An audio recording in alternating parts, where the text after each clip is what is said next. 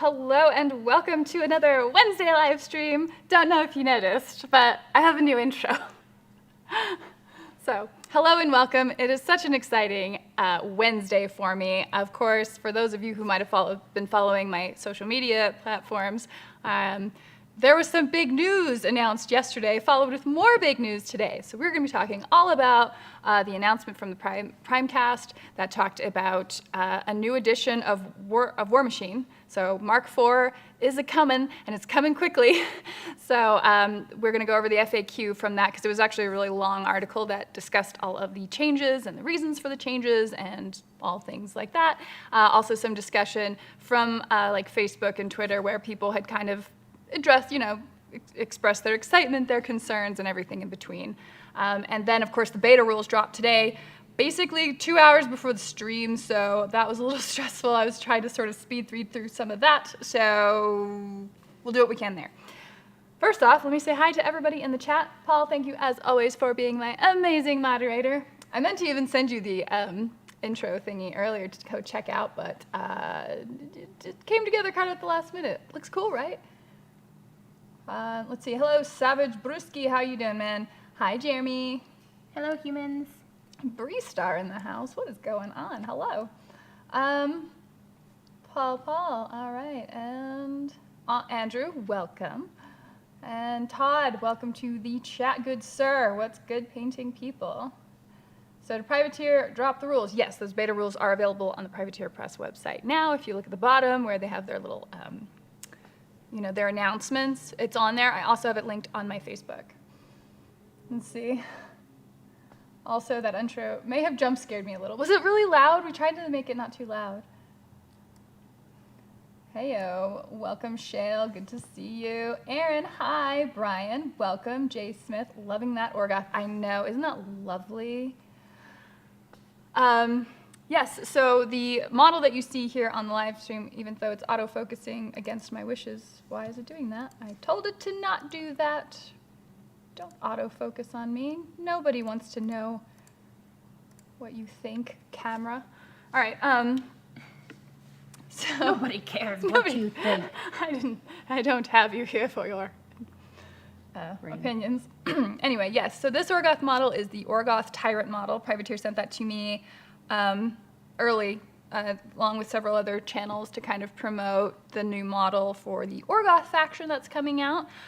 This is a 3D printed model, and so we kind of discussed the color scheme, and then Flo painted it up beautifully. Although, from what I'm seeing, I might have to erase those arc markers. So, yes, as usual, we will get into it. You don't have to erase Guess them. I don't have to, that's true. Who am I kidding? I'm not going to do anything I've done. Let's see. I want to be excited. However, I want physical books. I hear you, man. Although, man, some physical lore books would be nice to see again. And if this does well enough, theoretically, that might happen. Like the little Iron Kingdoms library. Savage Brewski, I've yet to find a rotating standard that doesn't somehow prompt autofocus. Oh, right.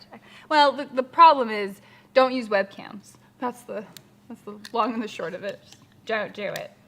I have my water today because we've got, again, a lot to go over.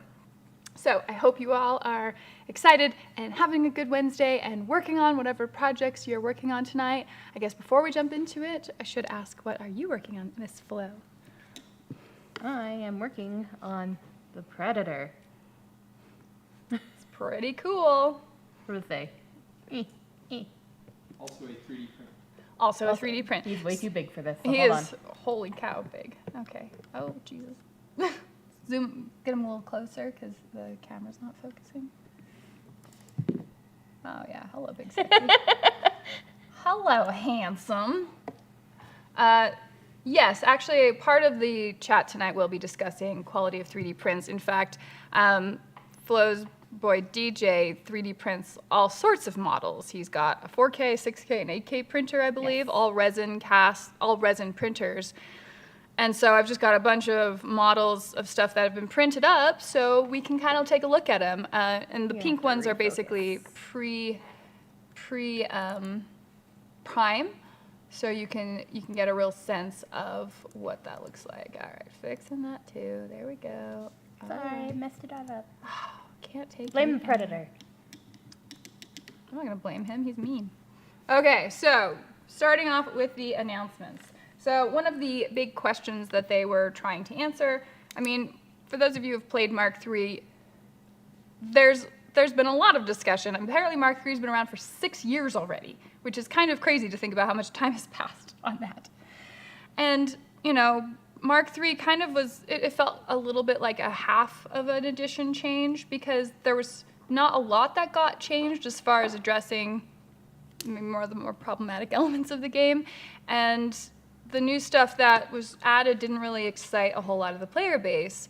But I don't know if maybe just being used to that edition for so long has really helped fuel a lot of excitement for Mark IV, because as far as I can tell, anybody I talk to when it comes to the player base has been very happy, is very much looking forward to Mark IV. I mean, even just the local meta here, they're like, I'll look at it again when it goes to Mark IV. I mean, they don't even care about any changes to Mark III. And that did seem to sort of be the cross-the-board sentiment for a lot of people. And, you had issues with, balance mechanics. You had the very heavily leaned into 2D terrain, elevation being gone, and then obviously the big model issue where we're all greedy wargamers who just love more and more miniatures, but apparently the collection got to over 2,000 models and like over 200 warcasters and warlocks. So that ends up being an onerous amount to keep up with, and how does a new player even get into the game? And you see that with other games, like we can say, like 40K has had similar issues, and that's why they kind of always shape their new box sets around, oh, let's get new people into the game, here's this preset list.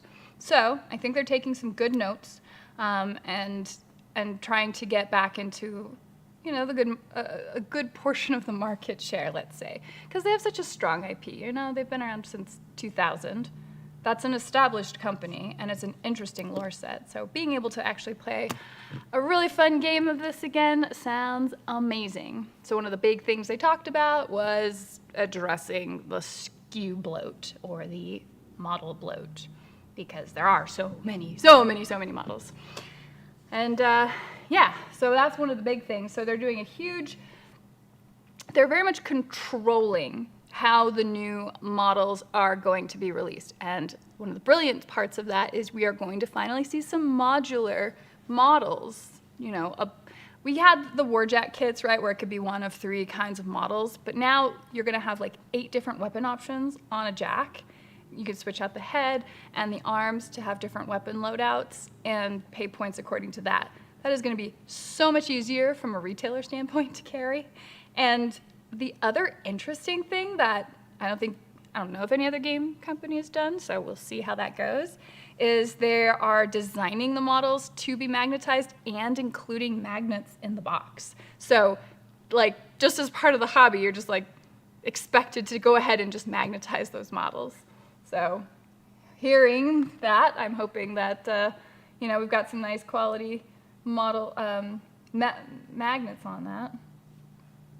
So let's see, working on the Grave Ghoul tonight. I couldn't get a hold of one of those. They're such cool looking models. I was trying to find one because you wanted to paint the Grave Ghoul, yeah. Let's see, working on Marvel Crisis Protocol Hulk figure. Very nice, very nice.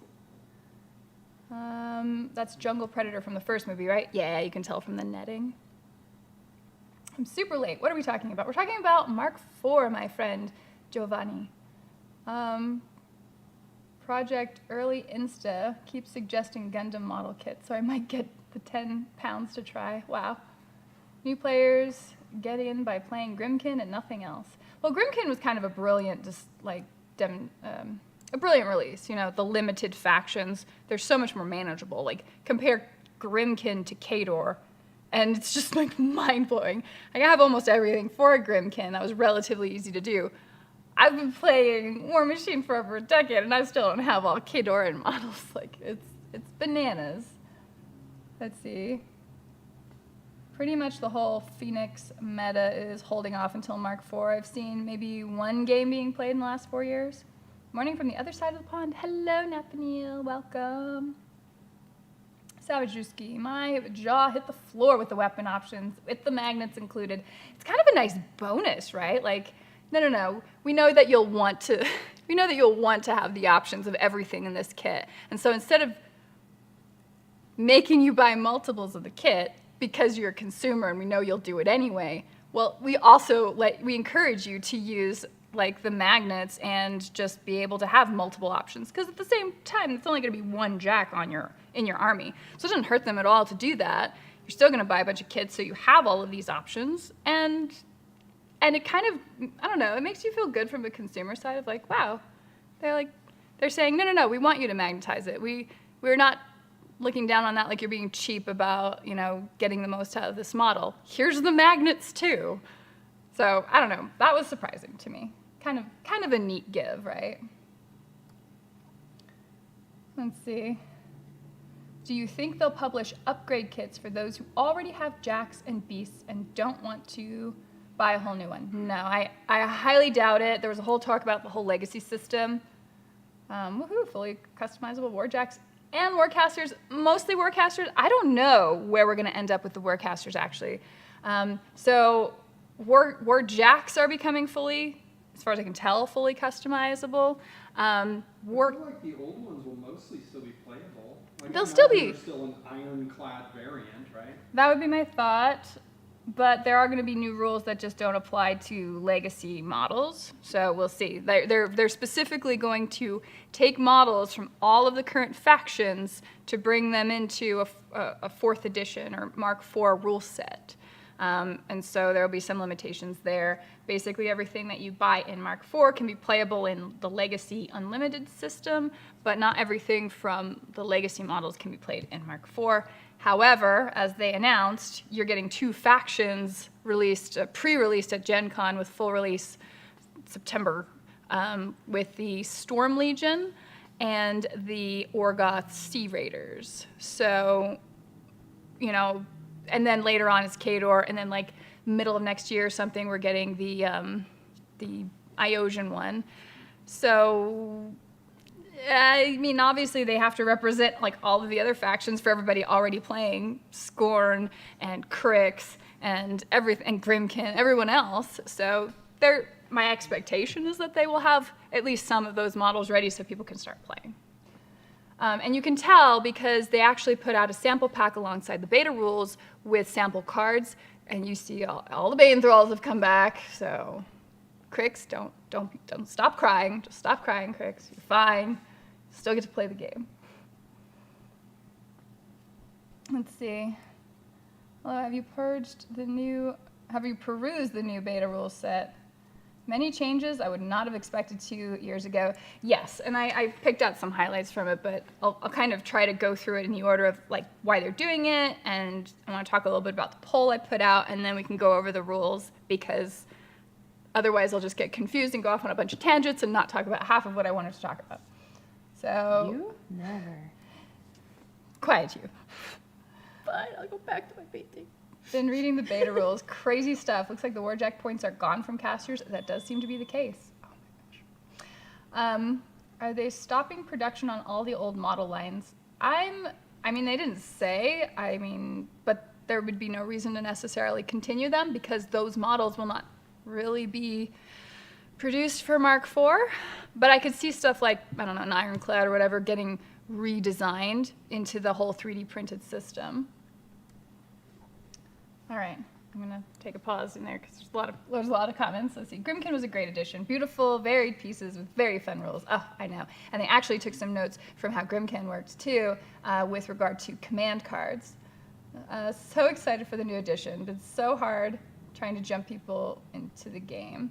And the streamlining makes it seems like it's much more approachable. I agree. Good news, customizable new warcasters. Well, the casters are kind of customizable with the racked spells, yeah. I heard rumor that some factions are being combined into one. For example, Khador and Protector will be one faction. I don't know about that, but that's possible. Let's see. Hi, everyone. The old ones are the same so far. Warcasters have some spell variables, and the command cards are variables, but models won't be. This is a lot like Warcaster Jacks are king, and the options, including heads, are nice. My friend's dog just ate the arms off 2 of my Khador Warjacks. I'm so sad. That's not good. That dog is no longer allowed in that house. So welcome to Miranda's TED Talk. Oh, thank you. All right, so question, Grimkin, how are they looking? I've never got to kill armies with them. Just got the boxes when they first came out and life happened. Well, we've been playing some Warmachine games, and I don't know what list I put together for her, but she's been kicking my butt with it, and so, you know, there's that. Which is nice to say, because it was only, my third game ever? Flo totally underestimates herself. She's a very competitive player, but yes. So no, Grimkin is super strong. In fact, someone, was it you? I don't remember, on the one of the social medias had asked about getting into Grimkin and what caster to start with, and the Heretic is so dang strong, at least as of right now. But yeah, I mean, I assume Grimkin will move forward. So yeah, here's what they're doing as far as skew reduction. You have your main super, everything's changed to armies, I should say. So the idea of factions, they're trying to, as far as I can tell, they're trying to get away from. So the Winter Corps faction, the Winter Corps army is a sub-army of the Cadoran faction. And then there will be another army. And so the closest I can consider them to be, like as far as an equivalent, would be the way you have like Space Marines and you have different chapters of Space Marines. You can't run, Black Templar and Imperial Fists together in the same army. They're separate armies. So even though they're all working for the Emperor. So in this case, they're all Cadoran faction models, but everything's going to be broken down into armies, which means they can balance those. It's essentially like getting just a whole bunch more new armies that are going to be much more limited in scope. Kind of like how Grimkin was a limited faction army, a limited army. I think everything else is going to have more of the rollout of a limited army. And then they're doing this cadre system where they're not calling them armies, they're calling them cadres because they're models that can be in multiple armies, if that makes sense. Faction mercs or something almost? Yeah, as far as I can tell, they're in faction mercs is probably a really good way of putting it. He just chewed through the postage box and kept going. Never got to play them. I lost a whole printer cartridge, like a laser printer cartridge, to a dog once. They can eat anything. Speaking of Warmachine, this kills the format unless I'm missing something. Any news from the LOS gang? I mean, I'm sure they're watching it. Obviously it'll have to change. But I could definitely see there being a Warmachine version because the smallest point list currently included in the beta rule set is 50 points. Hello, Bills. Welcome, welcome. I need to figure out what to do for my Heretic base. Heretic's such a good model. So happy to see new Warmachine plans and games moving to the last half of 2022. Let the new Cadoran models march. Oh, I know. And I'm so glad they're going with Winter Corps too. And because if you look at Khador, and you look at a lot of like the other factions, with Khador, you've got the very militant Winter Corps, Winter Guard setup. You've got Crazy Khador with all the Orgoth and Grey Lord. And then you've got like the Iron Fang pikemen and the Ulans and cavalry and stuff from there. So they could easily be 3 armies.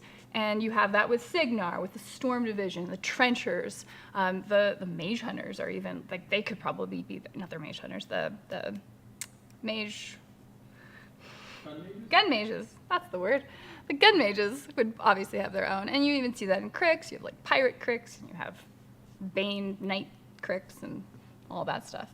So I think it probably makes a lot of sense. Those armies, those factions have been around for so long that in order to build out new models for each one of those, they kind of had to start going into little sub-themes. So it's probably a bit of a logical conclusion to make those into individual armies, with maybe those cadres filling in the gaps. Like Widowmaker snipers might be a cadre that could go along. So that would be cool. So like a big Thrall army and like a Pirates for Cricks. Exactly. So they're sort of officializing the theme forces into armies. That is probably what's happening. And I haven't seen mention of theme forces at all. The armies are just sort of solving that, which might be a bit refreshing considering the theme forces were getting horribly gamed and we're honestly getting really frustrating to deal with, so. Everyone's getting mini factions now. Exactly. I'm tentatively. Fish just said that he downloaded the beta rules and cards. Yeah, so there's a sampling. There's about 90 cards on the website too, so you can see what the format looks like, and you can see the models they're bringing forward. They don't have all of them on there. They're only showing the first 90, so there's a lot missing, but you see Cricks on there. And So does that mean that they are going forward with cards? no. So here's the problem I do have with it. I was very excited up until I read the part where they're like, we're going to an app-only game, and I was like, bleh, why? And the logic and the reason, and I'm sure plenty of people are probably on board with it, but I'm not. So the whole app-based thing is there will be a new War Room app, totally free access to the rules and all the models. So everyone can just download that and have access to all of it, and anytime it needs to get updated, it's automatically up to date on there. So, and nobody has to pay to get access to the faction. So people who are just perusing the game, they can download it and see whatever they want. That's totally cool. And then they're adding an optional subscription service, which allows you to store your army lists on like a cloud service, so you can they can go across devices, because presumably you're logged into more than one device on this app.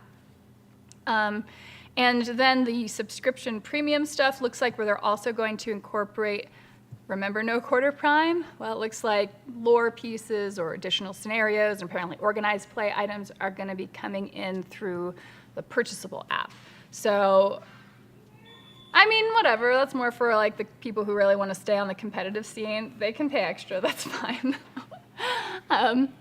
So yes, we will do that. And then, so I mean, you see the beta cards on there.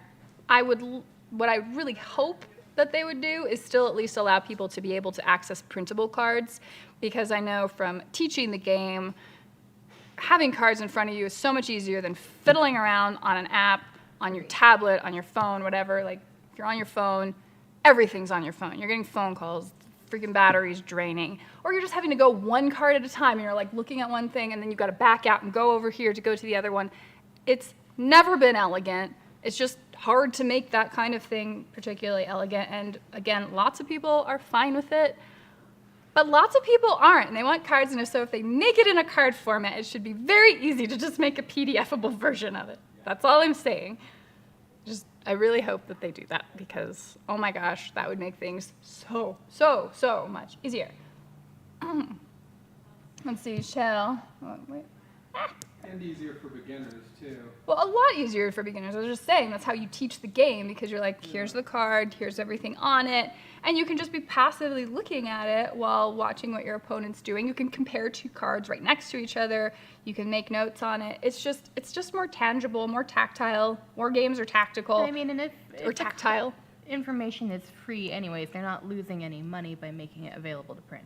Well, and I don't think, logistically speaking, if it's the type of thing that's formatted as in a card way, like to look like a card on an app, like that image exists, so that image should be something that can go to a PDF. That's all I'm saying.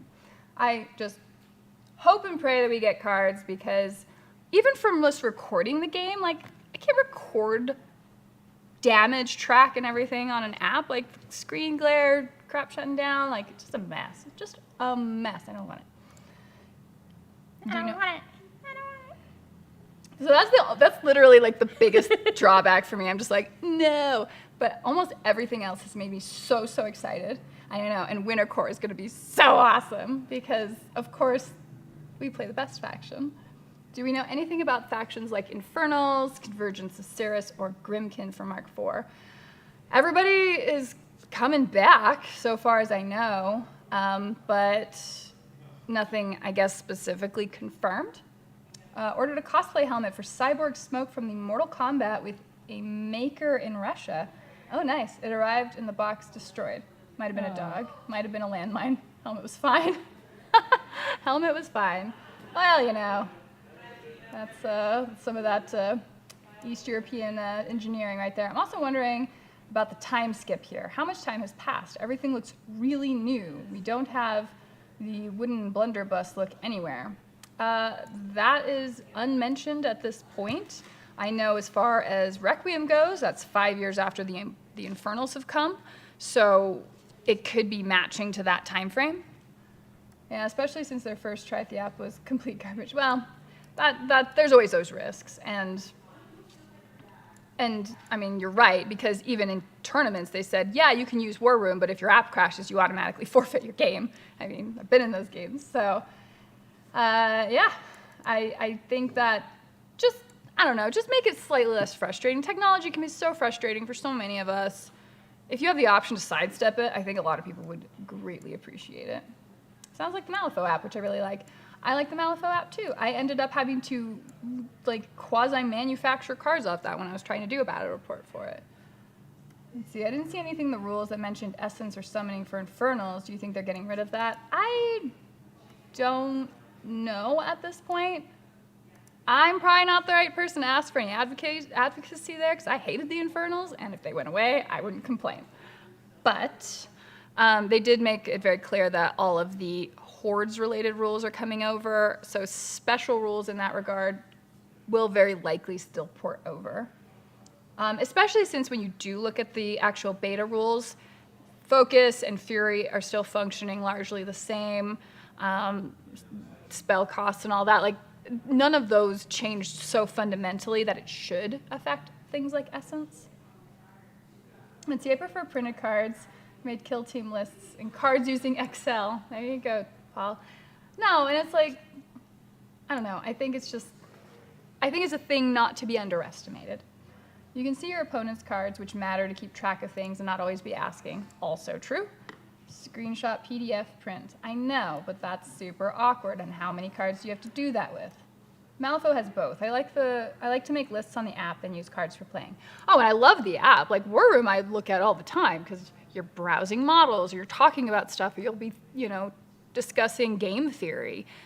Like, the app is amazing for discussion. Just, I don't like using it and I like using it for list building. I just don't like using it for playing the game. Just imagine playing only from an app and your device drops and breaks, gets a drink spills on it, or just walks off. Brayden, welcome. How you doing, man? I also saw, total side note, but I guess Wrath of the Lich King is getting released. Yeah. I don't know when. I don't even have a hope. Huh? They announced it. It's September 20-something. Like this year? Yeah. Yeah, I'm not gonna have time to play that. I'm playing Darktide at that point, because that releases September 13th. So, sorry, World of Warcraft, but you kind of been terrible for a long time. And it's too bad, because this is probably their best one, and I missed it the first time because I was like, screw this. But anyway, I don't know how the Infernals are still around as a faction. It seems like they met a pretty good shellacking. Well, there's still people within the Enochian Order. There's still like Infernalists running around in secret. It's very much a thing in Requiem. So we know that at least 5 years forward, that jump is very much clear. They might do some sort of faction combining, I could see, especially if on the Eastern, if they're keeping up with the current lore, and especially if they jump forward. We know that technologically a lot of the factions have moved forward because there's been a lot of collaboration between nations, except Khador. And then with the Orgoth coming in, how late have they come into this? I'm trying to remember how much time has passed before the Orgoth also came in. Like, as far as I could tell, it was pretty shortly after the Henchhold gate closed. So I don't know, it seems like there was a weird time jump of a couple of years or something. yeah, it could be. The perils of being born in the last century are used to proper paper-based information gathering. You know what? No matter how far technology improves or gets wherever it gets, until we transcend being physical beings, we have to understand that we live in a physical world, and so using physical objects is not a bad thing, okay? Otherwise, why aren't we just playing video games? Well, and Instead that's... of miniature games. Well, yeah. Let's see. If Flex Sheet for Battletech is any indication, apps have come a really long way since War Room. I'm sure they have. Great. I just don't see why we can't have both. The beta rules for 4 look a lot like everything we already have. Similar, but there are some really solid additions that are making me super, super excited. I've been away from the game, but is old man Severus from Protectorate still alive? Dude was like at least 80 years old. Yeah, I'm just gonna spoil that. No, he's super dead, sorry. Yeah, Dark Tide looking so good. I know, I can't wait. It's from one of my favorite game companies. Like, good old Fat Shark, you know, not a sketchy company, no drama, just like a small company out of Sweden that makes really great games. Support them. Let's see. The new app can include some automation, that would be choice. I've been using an app only for BT, I guess Battletech. I don't even bring paper sheets for games anymore. Haven't had any problems. Well, and that's the thing. Like, everyone's got a different style, which is why I say, look, I know a lot of people are going to be just fine with it. But that's not everybody. And if you really want to capture the broad audience, just make them go print the cards themselves. Like, that Song Ice and Fire does it. Like, and that's worked out well for them. Lots of places have done it. I think it is more of a problem to say, no, we're only going to an app base, because now you're specifically alienating some people. Whereas if you at least give the option, you don't alienate anybody, and then everyone can sit around saying, oh no, the app is better, or no, paper's better, but they get the option of both, and really there's no room to complain. That's all I'm saying. Still wondering if Dark Tide will be a synced release, or I'll get 7 hours before you. No! I just want Kador to be fun in the new edition. Well, with Wintercore, I don't know. Given the new stuff I'm seeing, I think that it will be a very interesting game. Let's see, I missed. What's the big news? Warmachine has a new edition coming out, and the beta rules have been released today. So what I'm hearing is we should all try to become Necrons. That's what you got out of it. Kador's murderous land grab is just a point of view. Signar's quest for status quo is so last year. Severus is dead? Heresy. Yeah, he was killed. He was a bastard. What are you talking about? Now, really, they need to get Fiora already. Very excited for Dusk House Kalis. Any fluff on this, or stuck waiting for Friday? Probably stuck waiting for Friday, but if you have been following any of the lore from Iron Kingdom's Requiem, we do know that the Iosian gods are no more. And as far as I can tell, the Iosian people are all now soulless, and the ones that aren't soulless turned into like eldritch liches, basically. So are we gonna see like vampire-y, new gothic faction out of that? I don't know, but the elves as you know them are probably undergoing the most fundamental change of any of the factions, and that's just from the lore. I think they kind of lost track of what they were going to do with the Iosian gods, and so they're like, eh. Good evening, everyone. All old models still good? Okay, so the new models that are going to be coming out, the new armies that are going to be coming out are all Mark IV. Then some models from Mark III are going to have compatibility into the Mark IV rule set. However, there is going to be a version of play called the Unlimited Arena, where legacy models, everything from Mark III, can be played along with Mark IV models. So it's like everyone can play anything in this, and they describe it as the Wild Wild West, because they're not really going to focus on balancing any of that. You're just going to kind of be on your own for it. However, that does create some interesting opportunity for fan-based stuff. I mean, again, you look at like what Line of Sight did, where they're like, okay, let's make a version of the game that uses this. And depending, I mean, it's so dependent on what the fan base wants and does, right? Because Privateer, their company, they're going to need to make their money on new models and new stuff coming out and really focus on the new game. We all knew model bloat was a problem.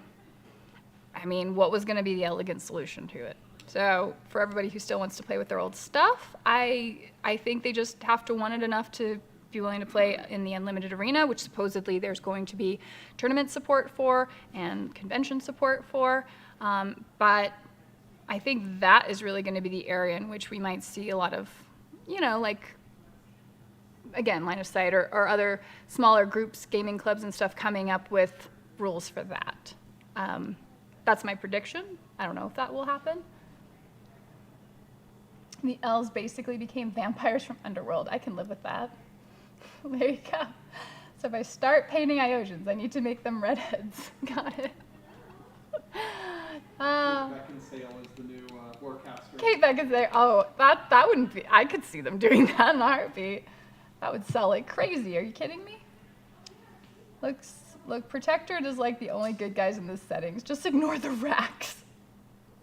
And like most of the casters, I think Krios and like Tristan Durant are the only ones that are like, ah. Tristan Durant's like the only actually moral one. Krios at least is not. Anson Durst. Like, Yeah, that's true. That's true. So they have 3. But so much of what was left of the Protectorate is now over on the continent of Zoo. So what are we going to see from that? I don't know. Because currently the Protectorate in the Iron Kingdom's Requiem campaign is largely an abandoned country. It's a failed state. So theoretically, Signar should be reclaiming it, but I guess there's a lot of weird, wild things running around in there, so you'd basically have to reconquer it. It's great that Cater is getting some love with the new stuff. For the longest time, it seemed like they were getting picked on by Privateer. I know. Well, and I'm not sure that they still aren't. So we'll see what happens. Apparently, they are the only ones who didn't really advance much technologically, and then they got slapped in the face hard by Orgoth as soon as they landed on the beaches, which is still something I have a problem with, but ho-hum. Now, whether or not they turn that around and start taking like the Orgoth's technology and use that to catch up with the rest of the kingdoms, we will see.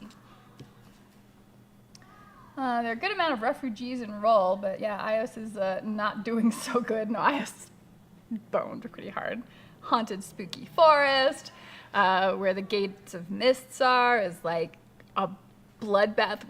Had such a bad bloodbath it caused the plants to become carnivorous. Just crazy stuff has happened.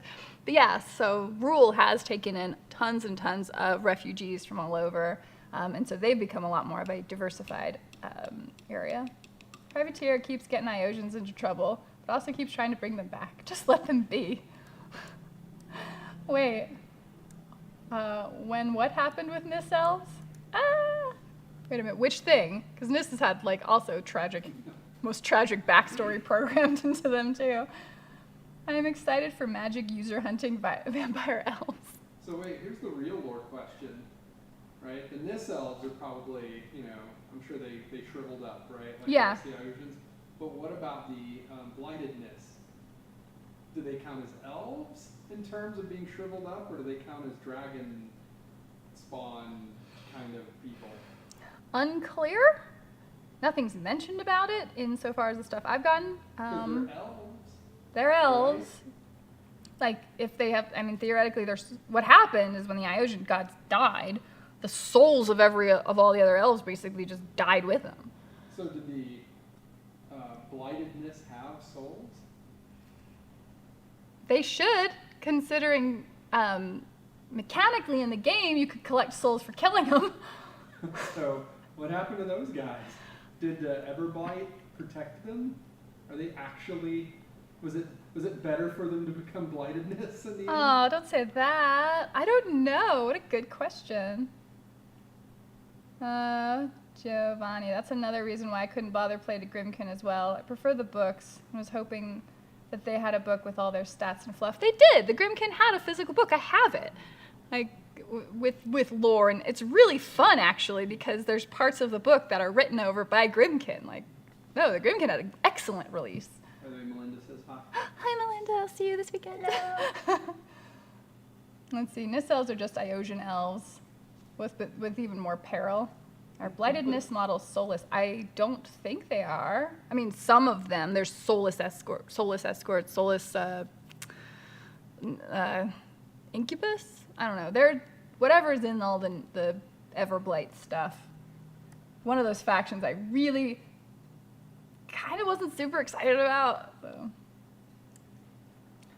Let's see. Sorry, I'm behind on the story. I knew Nis started coming back to Ios. Yeah, some of them started too. They weren't ever treated very well because the Iosians were very elitist jerks. No, they were treated well in Kador. They're nah. They were treated fine. They were incorporated into the world and used as low quality labor. They were allowed to live. They were not particularly well treated, and none of them were really allowed to. As far as I can tell, none of them ever became like wealthy merchants or anything like that.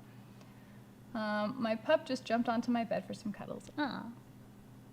Nis all over the world really regretted not getting blighted right now.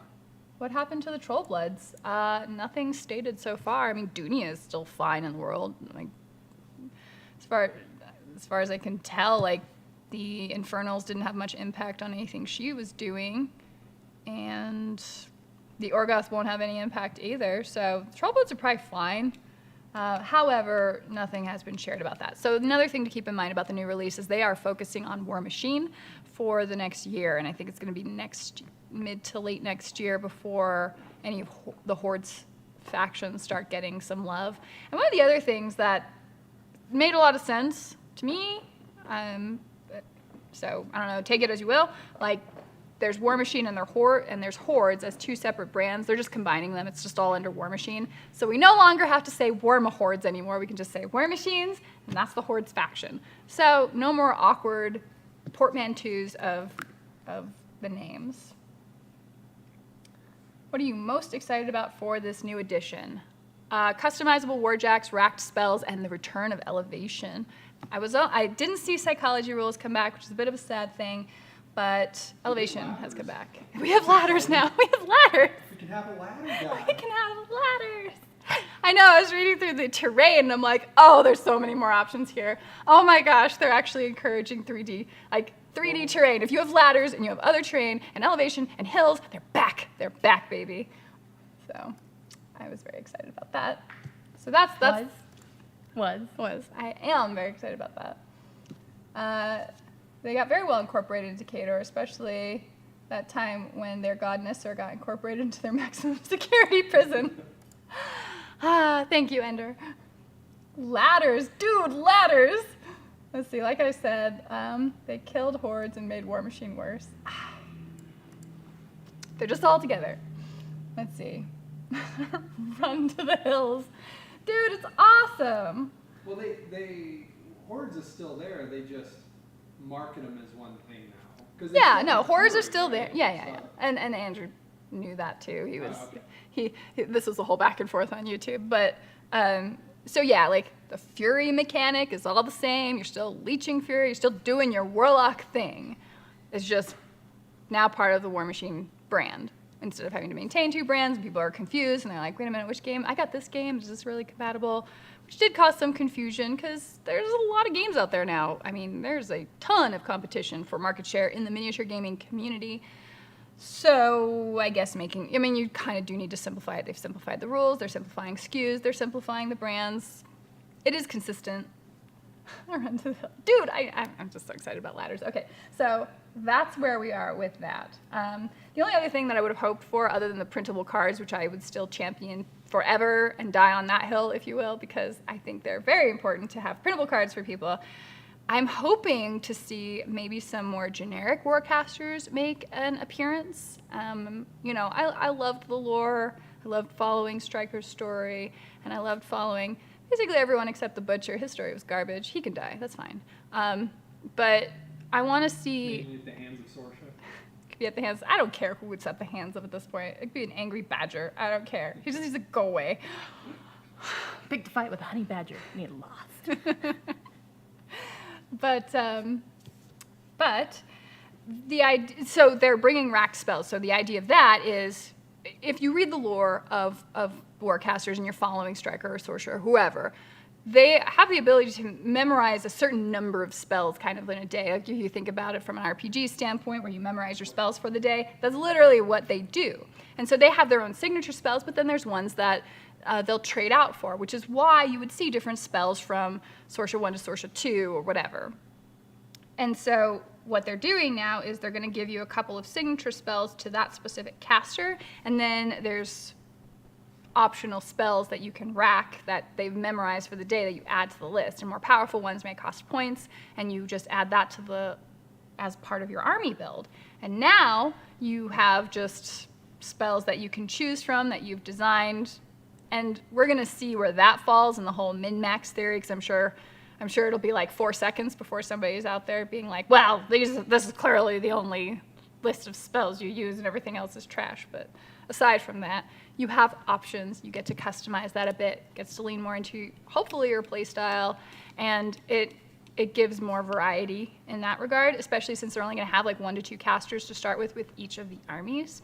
But if they can have like a just straight, almost blank slate caster, that would be really cool as well, because then you can just sort of build out, you know, a truly customized Warcaster for yourself. You can do story-driven campaigns. You could do story-driven campaigns for sure. Because then you create your own, you know. Yeah, you can have your own story.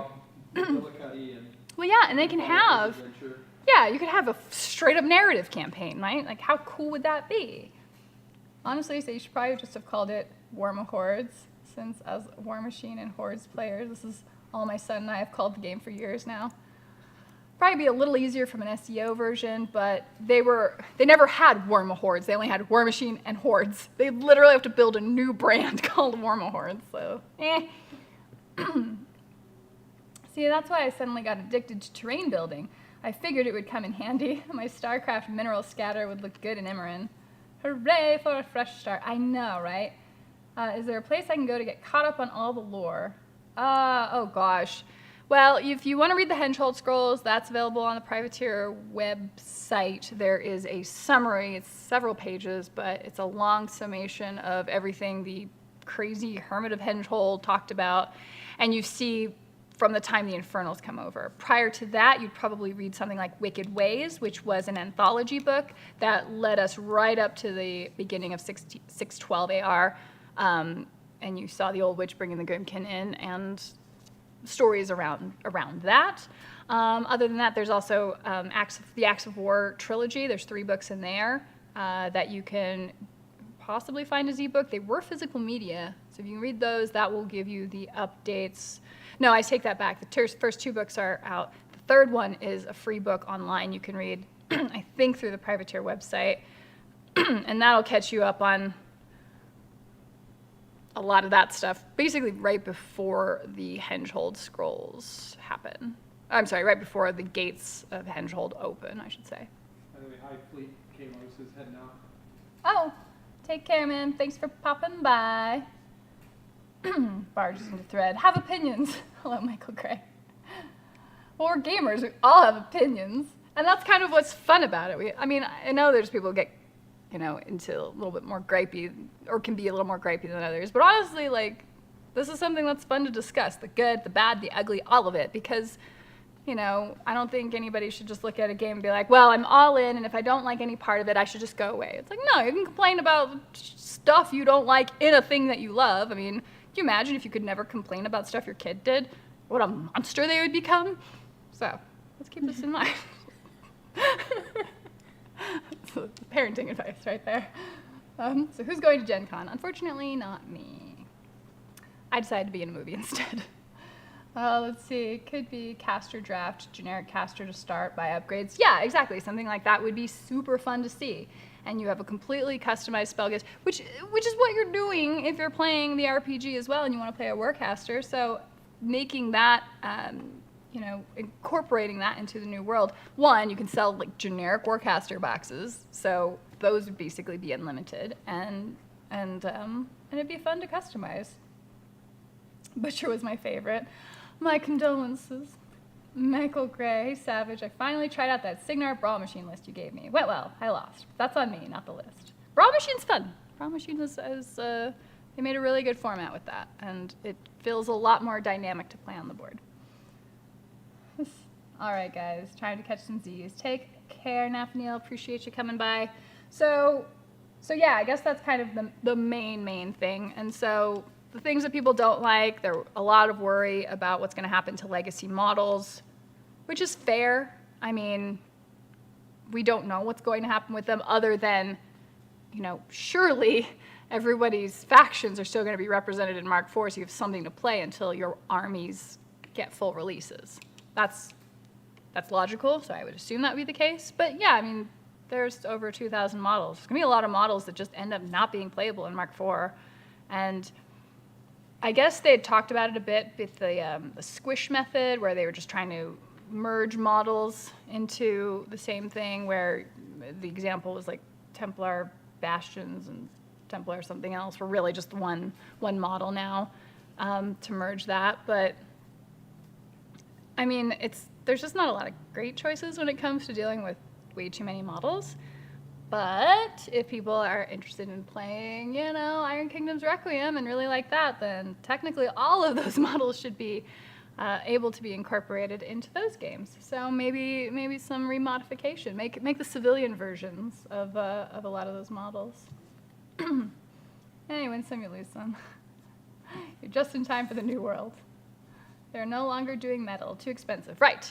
Let's talk a bit about the 3D printing. So they are getting away from metal, which makes sense. I mean, metal's been used for so long. As a material, it's obviously gone up in price. You've got supply chain issues. Plastics have come a very, very long way, but from a mass manufacturing standpoint, mostly it's still overseas. And let's just say that's become unreliable.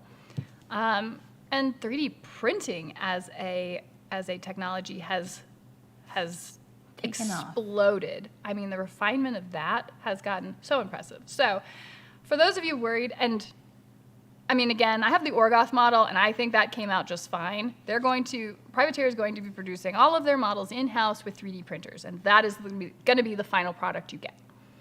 So you have maybe some supports to deal with, but we no longer have to deal with undercuts on a model. You might explain that model they're looking at now was 3D printed. Yeah. And there were no mold lines to clean up. No, and I didn't even see structural supports to clean up, because you just basically assembled it and primed it, Yeah, and then she painted it. Yes. Ah, yes, the civilian Skin and Moans. Skin and Moans is going to make it into Mark IV. Mark my words, I expect Skin and Moans to come in. I imagine almost all of Grimkin will. Oh, that Clockatrice. I don't know, that would be an amazing, D&D campaign monster, though. Distracted. Okay, so let's take a look at so we have a mixture of 3D printed models here. I'm gonna start with this tank here. Just one, he's huge, but also this is straight raw off the print bed. Let's fix that. First of all, let's bring it back. That's probably a good idea. All right, and let's make sure it's focusing. Nope. Focus on that little brat. Okay, so that is a 3D print. Any idea which printer it was? It was either the 6K or the 8K? Yes. Okay. This is either a 6K or an 8K print job. And this is straight out of the print. Did he have to do any cleanup? I mean, removing the supports, but that was it. Okay, so there's some supports to remove. It's multiple pieces, as you can tell. Bloop. And nothing's been glued together, so it's just sitting there as it is. Well, I feel like the tracks probably were. I bet those were separate. Oh, yeah, that would make sense. Yeah, this wasn't all printed in one piece. There's a bunch of pieces that got glued together. But straight off, there's no, step lines. There's no things that you typically associate with an FDM printer. We use an FDM printer, but we're building larger scale things, and that's where you have to mess around. You're sanding it and you're changing it. Or if you use smooth on products, you can put their XTC product on it to help smooth it out. Well, I was looking at his 6K prints, and he had some towel, and he had them sitting next to some towel sprues, and he had printed some drones and had drones on sprues. And I was comparing them, and the printed drones actually had sharper detail than the GW sprues did. We do have some towel here with detail on them too. All right, yeah, let's throw one of those on there. The big guy first.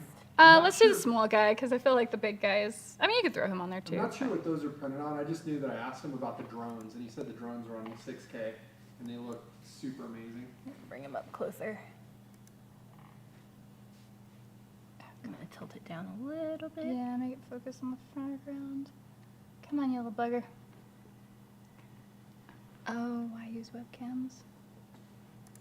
All right, and so that's another 3D printed model. I'm not in charge of what models are getting printed, so take it as you will. But 3D models print fine. I mean, they print a lot more reliably than straight up resin cast. We've dealt with resin casting before. It is a nightmare, and it's not. We have cast literally thousands. Yes, literally thousands of pieces. Let me see if I can bring up that exposure a bit. There you go. I enjoy that button. Hey, Twisted Bishop. Hey, everybody in the chat. So here's an example of a 3D printed model. We might even throw some of these. This one looks really awesome. throw her on there. Or this one looks really awesome, the wings. So I'm just showing this off because we have a lot of experience with dealing with both resin and 3D printed stuff. And as it happens, freaking 3D prints are winning the day. Now, obviously there's the models that you can just get and print yourself and all that sort of thing. That's not gonna be an option here. They're not selling STLs. It wouldn't make any sense for them to sell STLs. But being able to have a model that's just like printed in-house, like manufacturing just back local, that, domestically I should say, is huge. There we go. Sorry, I keep jacking with the focus, guys. Like, there we go. So that I wouldn't worry about. There might be a bottleneck from meeting certain production demands. I don't know what their warehouse or how many 3D printers or anything they have. I don't know what that looks like. But one thing I have heard is that the 3D printed resin is more brittle than like polystyrene. Than straight up that you would plastic. injection mold with, yeah. Well, but that would be the other step. So, but it's probably not more brittle than resin. I don't know. And It's like admittedly, there's a lot of different they're types of both resin. They are both resin, so I don't but a know. cast resin. These, Because depending on the cast resin, it can be actually highly durable, like yeah, is it 64D, like the smooth-on stuff that I know a lot of places have used because it has a slight flex to it. Whereas I think the print resin is just a very rigid resin, and so the rigidity is what makes it more brittle. okay, yeah. So time will tell with that. And I don't know how they, I mean, if maybe they'd offer some sort of guarantee on the model or something. If anything arrives broken, you're obviously going to get it replaced. Privateer's always been great about replacing stuff that arrives broken or stuff like that. Like, they're better than most other companies I've seen. Yes, them. Weird is really good too. Yeah, I was gonna say them and Weird probably both. They're just smaller game companies. They know that their audience is what keeps them alive. They don't look down and hate them like certain game companies. But yeah, so as far as the 3D print quality, I think you're golden. The brittleness, that could very much be an issue. I don't know. That'll really just be a time will tell It's situation. not like really brittle, it's just more brittle. More, than- yeah. It's not Well, like and it's just- polystyrene, that would be the next step up, right? So if you could make a mold out of that, injection mold machines are also becoming bizarrely affordable as well, but you still have to make all of the molds for that. And so this, I don't know, it could be nice. If nothing else, if you're looking for like a one-off model, they can just print it and send it to you. Like, it's basically a print on demand, which is very scalable and something that they could potentially have in different countries, like in the UK, maybe Australia, which would make probably a lot of people happy. So that shipping costs can go way, way down. Well, they So just go away. it's a lot more green for those of you who care on that front, because now you're not making a whole bunch of extra stuff that nobody's buying or using.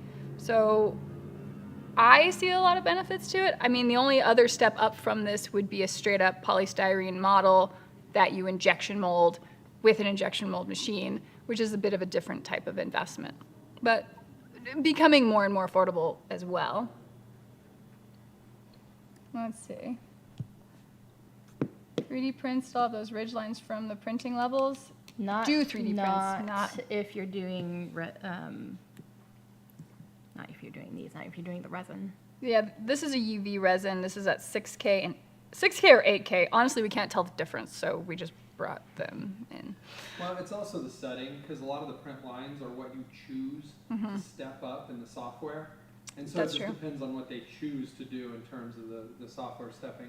Yeah, It's not like there's a physical, like the PLA printers, like we have, it's a physical filament, so it's just gonna have lines, but with the resin, you can have it just, because it's the exposed time and how high it sets, and beyond that, the material is just a chemical liquid, so it's as thin as you want it to be. that's true. Now, all of the busts that I've been painting and the likes, those are also 3D printed. So, The crisp lines on the mech is mechanical. No, the detail we've seen on 3D prints from just whatever Kickstarters and back, subscriptions that DJ's gotten into, those details have been so much nicer than straight up models that you'll buy from from other game companies. And For those who play 40K and are familiar with the Nightbringer, this is actually a 3D printed version. I gotta lift this up yeah, you here. have to oh, geez, he's so dark. Let's bring that up a little bit more. Many apologies. All of our Necrons get primed in black, so. Yeah, so there you go. He looks pretty cool too. So again, beautiful detail. I wouldn't worry about it from that standpoint. It's just going to be like, can they keep up with the manufacturing? I feel like it's going to be a big, tight difficulty at the very beginning when everybody's buying like starter boxes. But then after a while, it should, I would imagine, it normalizes. Twisted Bishop is asking, how is the plastic they used for the Orgoth Tyrant? Is it bendy? So this was No. a 3D print, which makes it a resin, and it wasn't bendy at all. It was not bendy. Yeah. I mean, you can feel the difference between them if you're pretty familiar with painting, but it's not enough of a difference in any way to make it unpleasant. Yeah. Let's see, my 200 isn't horrible. Yeah, so that's the price point. So they're going to be coming out with, there's 3 different levels of gameplay, 50 point, 75 point, and 100 point. And the way they're doing their release is that the starter boxes, as you mentioned, are coming out at 200 as the estimated price. Who knows with the rate of inflation if that goes up. I guess if they keep that price, it becomes a better and better deal each month. But that's a 50-point list. And that should probably be the standard for a while. I'm sure plenty of tournament people will want to jump right back up to 75 or maybe 100. They are going to give supplemental boxes later on in the year where you can expand the expansion kit on it. And I can't remember what that was going to cost, and then like an additional warjack or something like that. But if you're just starting off, 200 points, 50-point game, that's where most people are obviously going to be starting and can see whether or not they like it. And yeah, so I answered that. You're not really going to see step lines or printing levels on a good resin machine. 3D is great, but I want to have the file, not the model. And I want to pay way less for the file than the model, because what I do every month in like 15 subscriptions. I mean, if that's the case, you're just going to proxy the models, man. Like, there's no way that Privateer is going to be selling their STLs.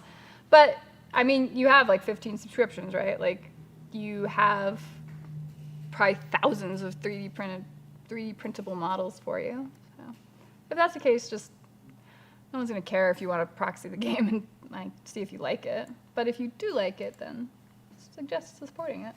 Let's see, I think Squidmore made a vid comparing 4K to 8K, all printing the same model. Nice. The price point is more affected by the change in point value, I think. Saying 50 points is now the norm size. And if we have no warjack points, you should have about the same amount of models as in Brawl Machine. Very likely. Very likely. Which is just fine for getting new, because that turns out is the point level that you teach players at.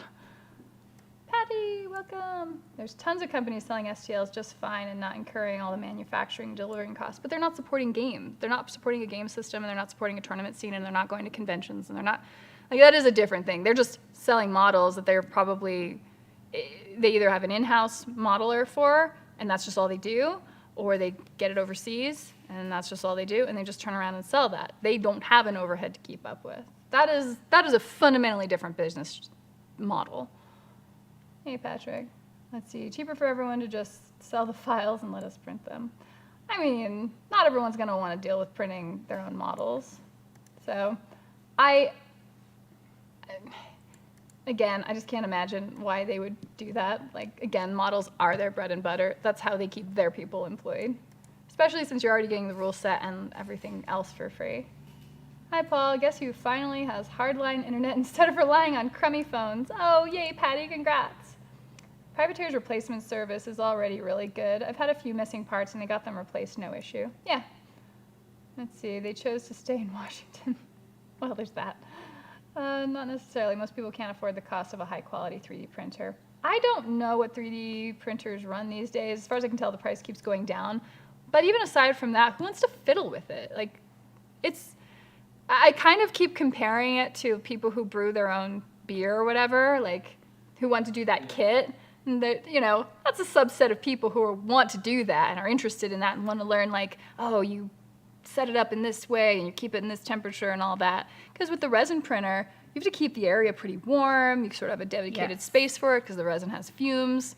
Probably, if you've got small children, might not be the most ideal thing to have around your house, depending on how much you can separate it. So it's popular, and a lot of people have 3D printers, but it's not mainstream enough that everyone does.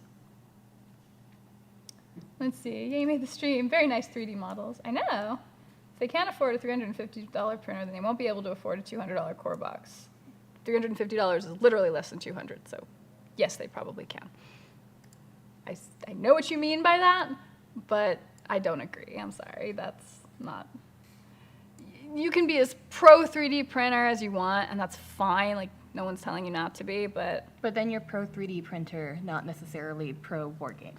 Well, pro the whatever that company is. Yeah. Right? There's a lot of people that just want to play a game. They don't want to print models. You know what I mean? It's just not something they're interested in. I don't personally print any models. I buy my models. Yeah. DJ prints models. But he prints But- them all day long. He does. He prints Play them with all them. the He just time. has them.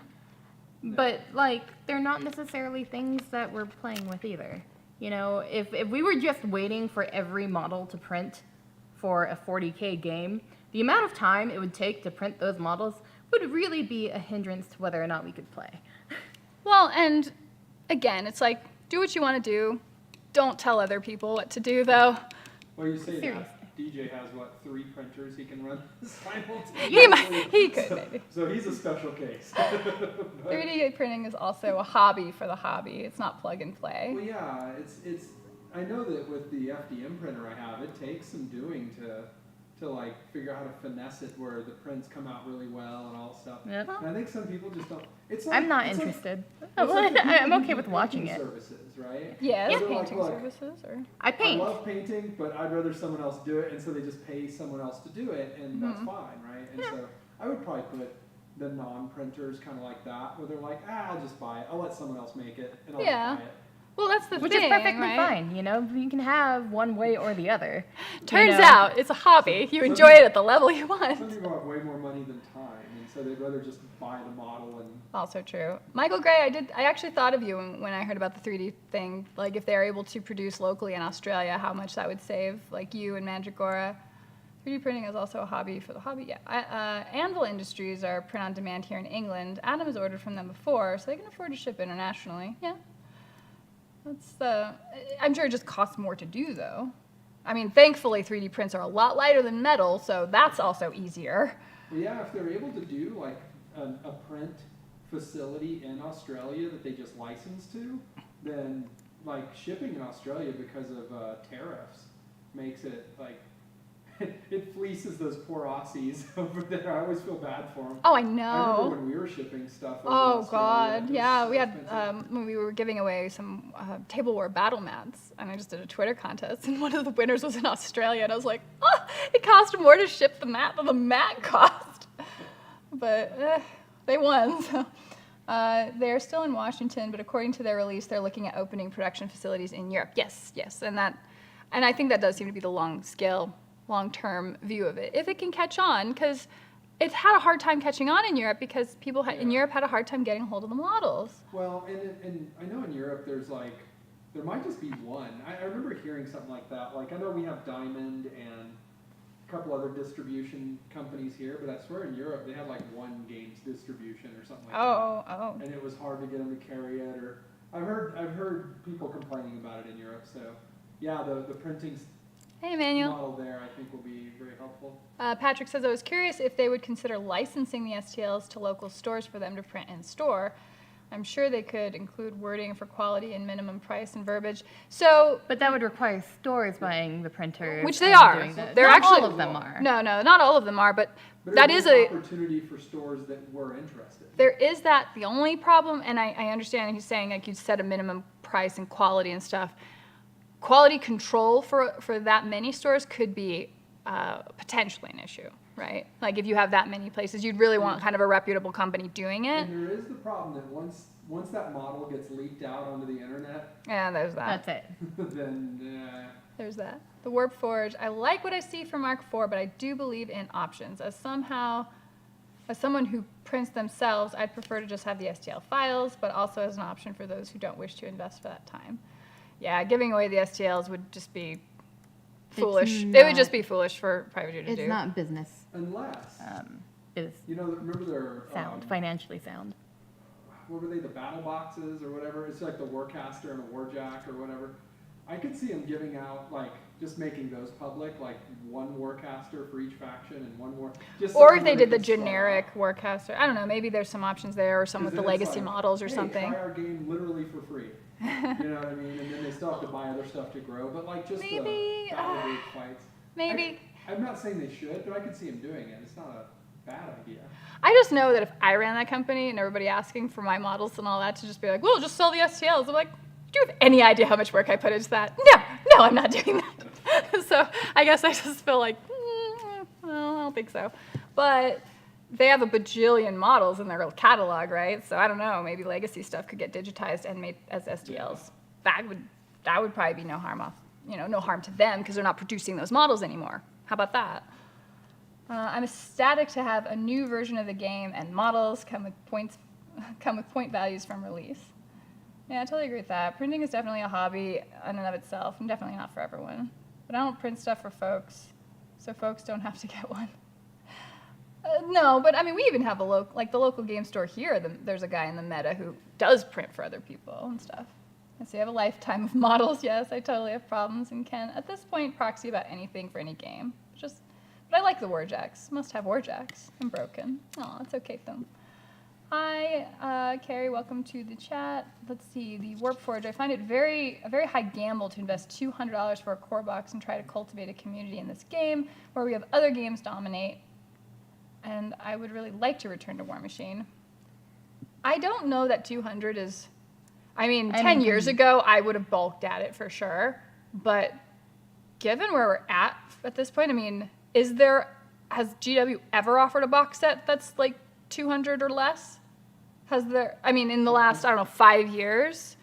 So if you're getting enough models in it to kind of make it worth it, then that's fine. And they did say something about, I think, like 90 days after the box set comes out, you can get the models a la carte, but they would be more on an individual level, but that would be a lower investment theoretically for people. I mean, is it a gamble? Yeah, but part of that is probably them being able to rely on brand establishment. Be like, oh, I've heard of this game. Like, you probably will pull some people in. But, I mean, they kind of need to, and I'm glad that they're doing this as a regular release and not a Kickstarter, so people can just buy the game, have this game to start. I don't know. The 200 thing has kind of been business model. You see what you did there? Thank you.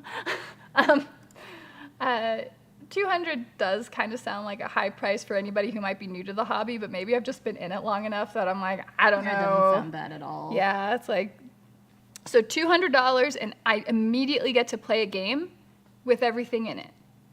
Like, that's nice because a lot of times you can pay $200. You and a friend get to play everything in it for most of the GW stuff because it comes in two. That's true. That's two true. factions, They do the so- 2-set kit.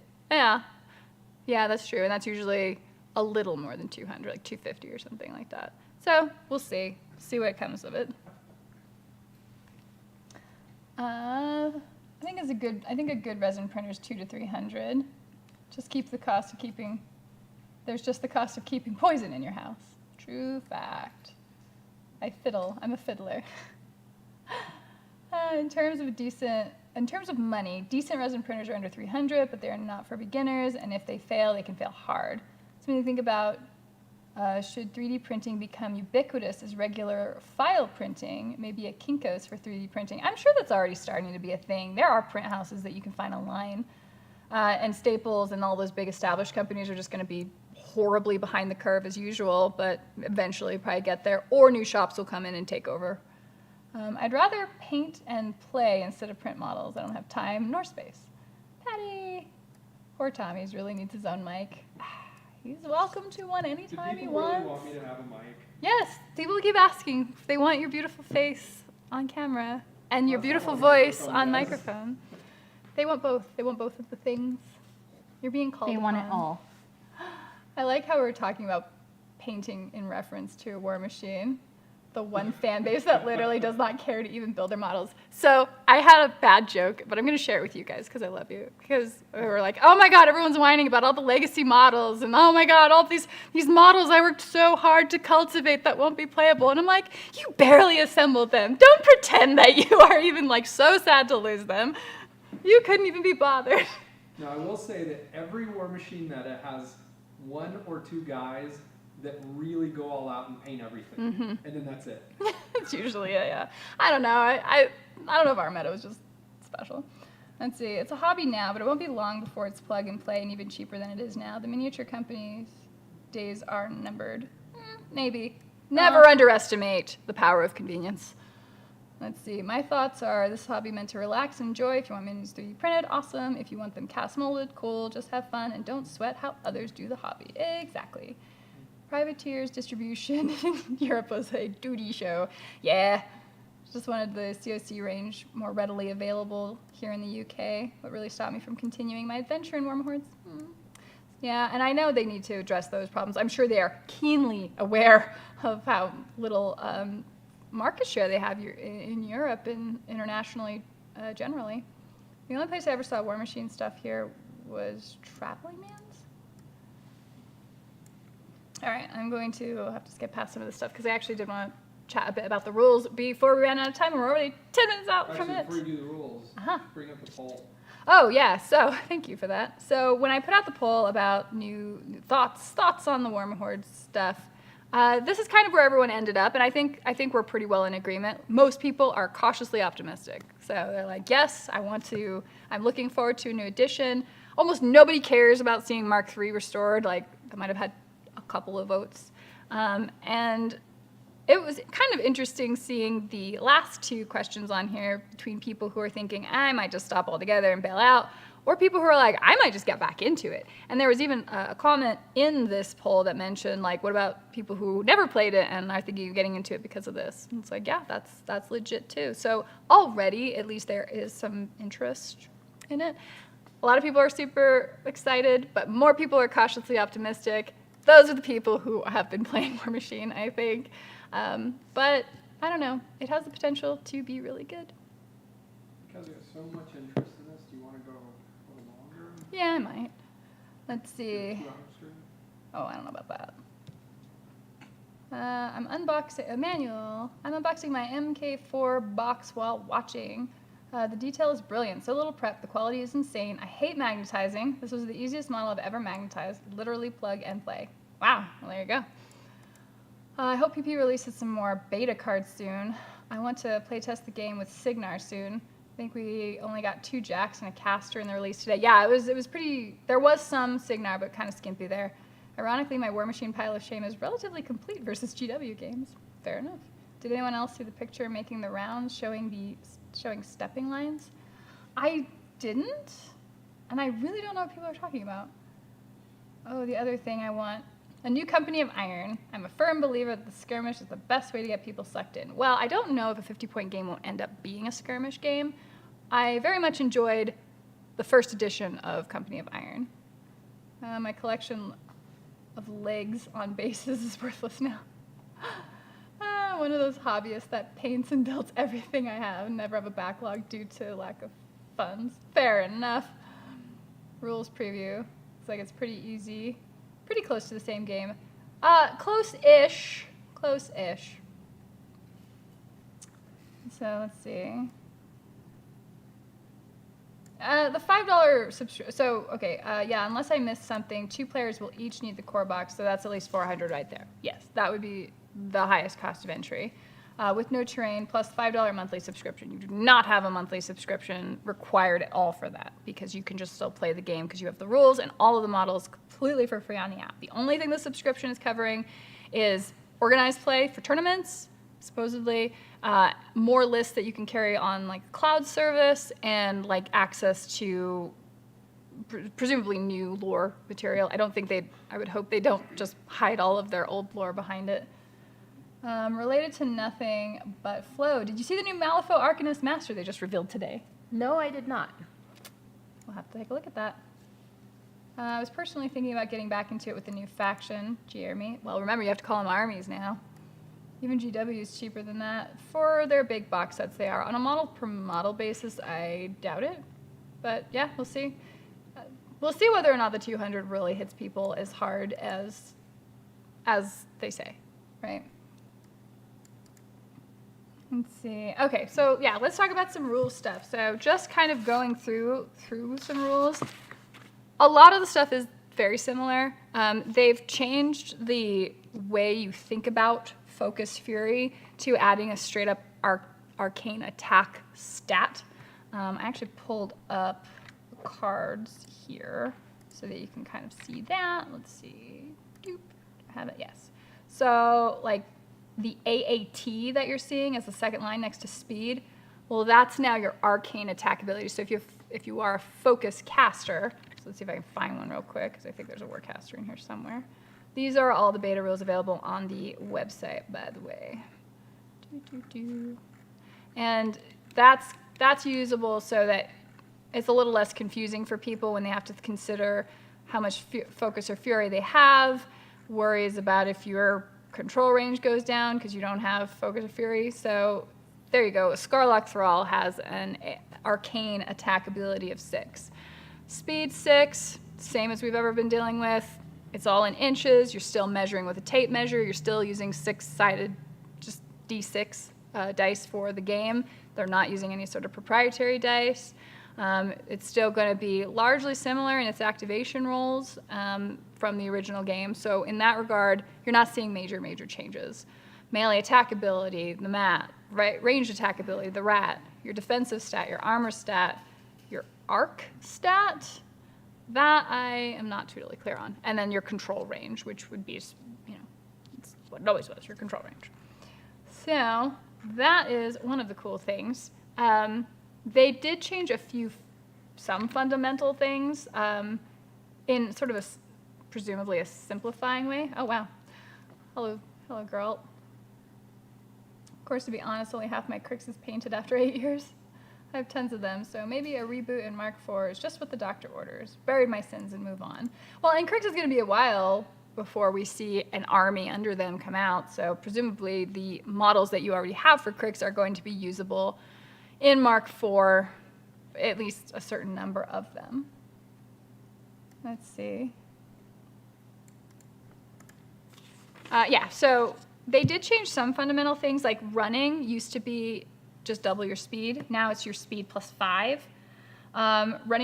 Moving through rough terrain used to be half speed. So anytime, the second you touched any bit of rough terrain, you suddenly had to like calculate how much of that terrain you were moving through, because that was double, movement cost, and it could really slow things down. And you definitely saw that in tournaments of like, have you touched that? No.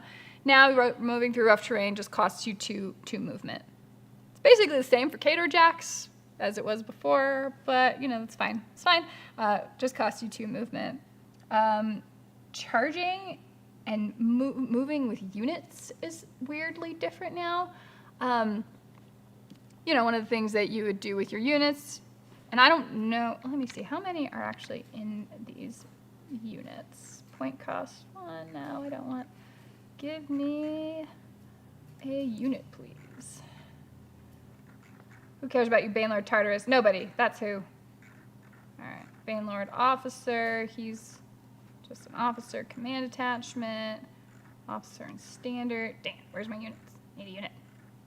Because unit movement is now different. So you have a certain number of models, obviously in a unit, and now you pick one of the trooper models, everything in here is so slow, and you move that one trooper model, and then you take all of the rest of your unit and you put them within 2 inches of the trooper model you first moved.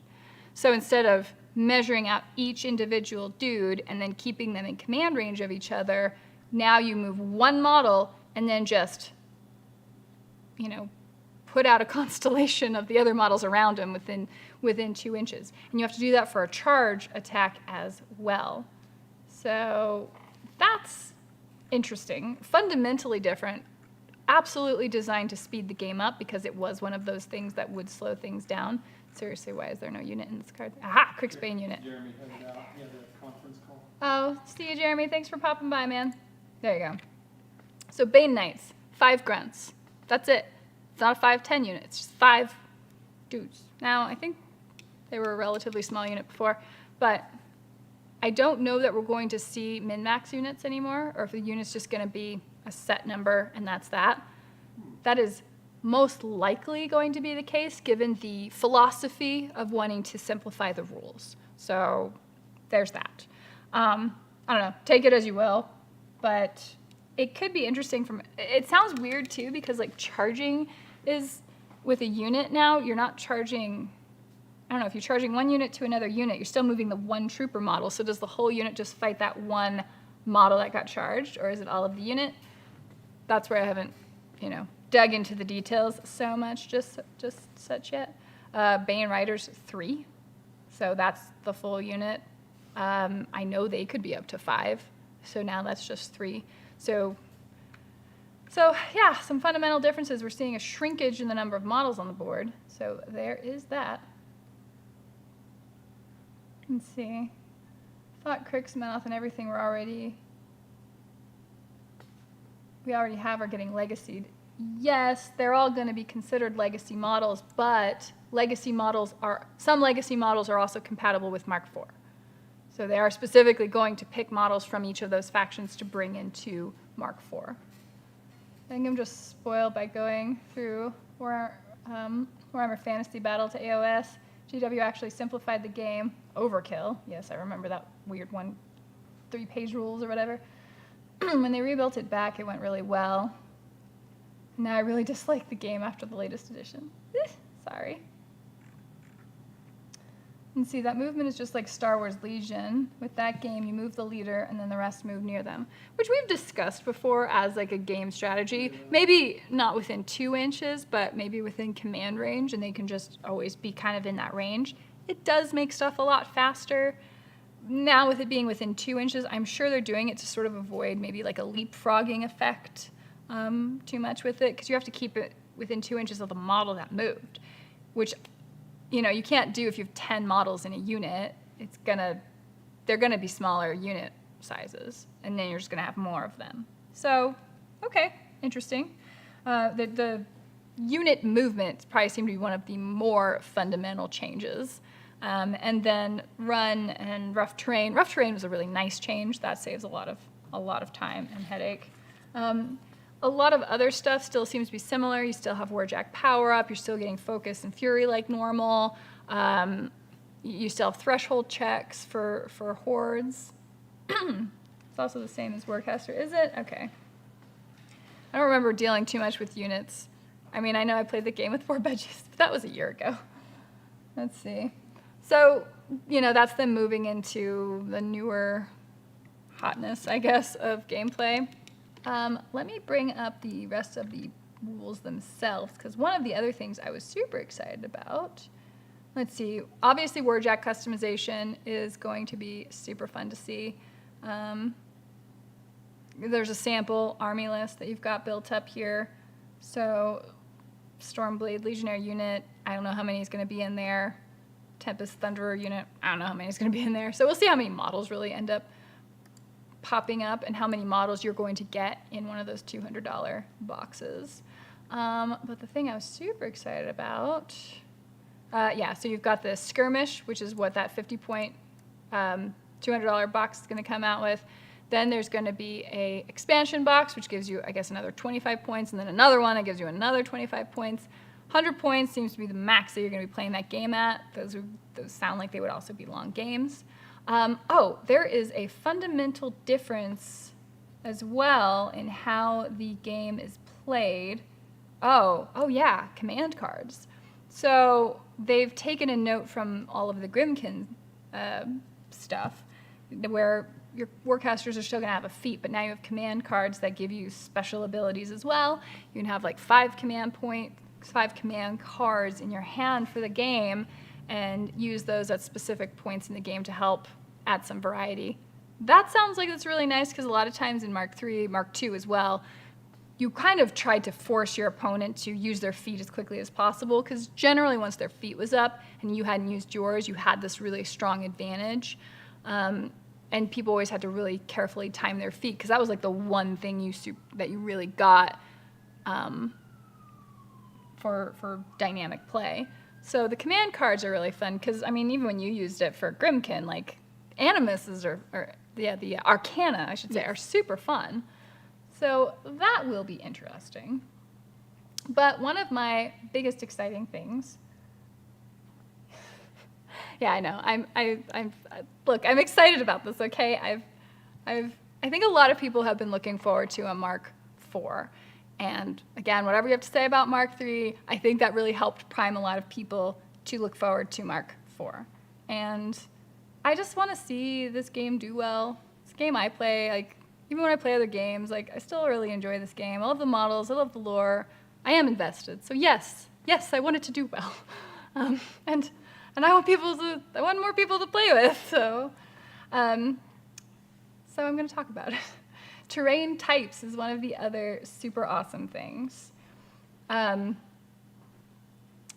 They have brought back elevation. So here you go. Here's the general terrain. They've added so much more. And you might remember these if you had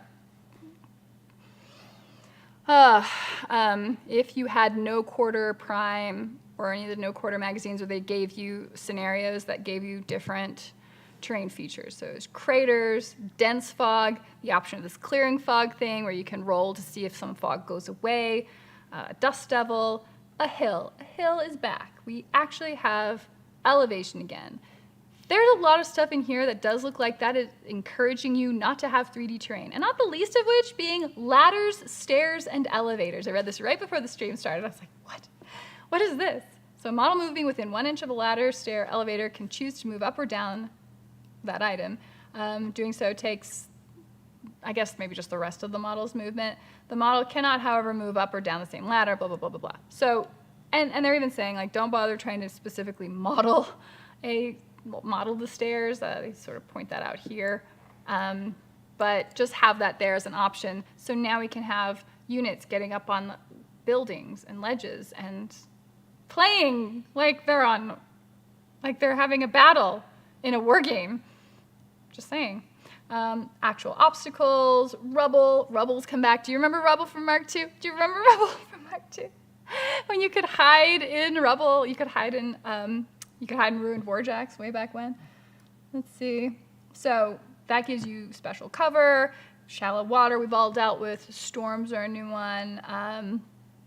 Tall grass, trenches we've seen. Acid baths we've seen. Burning earth we've seen. The raptors get you if you go in the tall grass? Maybe. Does it actually mention that? It provides concealment to small and medium-based models. There's specific guidelines on, placement of terrain. Below are 2 suggested modes for setting up terrain. Cluster method, recommended number of terrain pieces, 7. Well, that's up. I mean, I would be like, 15 or something, but anyway. Yes, so obviously more terrain is being recommended, and it doesn't say specifically what terrain you have to use, but let's be real, like, games are ugly when they're all 2D. Go play a damn video game if that's how you want to play it. That's my, not so humble opinion. It's like, don't play ugly games of Warmachine. Yes, I understand the practical parts of it. It's still ugly. It's terrible. Yes, they announced the beta rules. Yes, so for anybody curious, I am literally looking at the beta rules from the Privateer website directly. And there's the beta rules. There's also a sampling of cards, so you can see what you're looking at there. So those are like a lot of the main fundamentals, how you can determine line of sight through elevation. Small and medium base models get the benefit, larger bases don't. Things that are pretty intuitive, things that make sense. I'm really glad that I haven't checked to see whether or not you can charge over walls and stuff, if you still need Pathfinder for that. Maybe you do. A lot of the same icons came over. They added icons for power attacks. Oh, sorry, I should stop covering up flow. They added items for icons for power attacks. So headbutts and slams and stuff are icons now. So I'm guessing that either means not all warjacks will be able to do it, or certain solos will be able to do it. So we'll see what comes from there. Let's see. Just join the stream. Is MK4 confirmation. Where's my Trollbloods? MK4, yes, confirmed. Trollbloods, maybe end of next year. It's going to be a while. They've got a lot of factions to go through. Right now, Mark IV, yes, announced, starting only with Warmachine. First 2 armies coming out will be the Signar Storm Legion and the Orgoth Sea Raiders, which if you're going to Gen Con, you'll be able to preview and see and possibly pick up, and then everyone else to get the release later on in September. Then Kindoran Winter Corps will be coming out. And then they're going to do the Dusk House Kalis or something like that, which are going to be the Iosians. I mean, everyone assumes they're, it sounds like Iosians, right? That will be coming out. But given all the stuff that's happened in the lore, I really don't know where their aesthetic is going to go. I could see some Gothic stuff, though. That would be kind of fun. But Trollbloods and everything to do with Hordes are going to just come later. Let's see, they made the game better and got rid of Hordes. Oh my gosh, Andrew. Mark IV coming out. I never got to play Mark III. You know, Mark III had a lot. Mark III is fun enough, but it does have a lot of problems that carried over from Mark II that didn't get resolved. And you still had, issues with model bloat and balance and blah, blah, blah, blah. Like, whatever. It's been around for 6 years. Welcome to Mark IV. Yeah, I mean, I think at this point, yeah, I mean, I don't know. I'm looking forward to it. They simplified stuff in Mark III that I didn't like. I'm sad that they completely got rid of psychology rules, and I'm sad that they got rid of elevation and basically encouraged everyone to play on placemats. That was no longer a thing. Well, it doesn't have to be. It no longer has to be a thing. People can still play the way they want. Are there any notes on psychology rules? I haven't seen any. Okay. But yes, but we won't be playing with those people who play on placemats. Well, I mean, not in our studio. I mean, obviously, we're going to set it up to make, like, really pretty. Like, yes, practical, go play, do your tournament thing, whatever, but it's boring to watch. I'm sorry. So that won't be our thing. Yeah, it's just not what we're going to do. Not that I don't have strong opinions of this, obviously. I've had to fight unpainted armies and flat terrain for so long.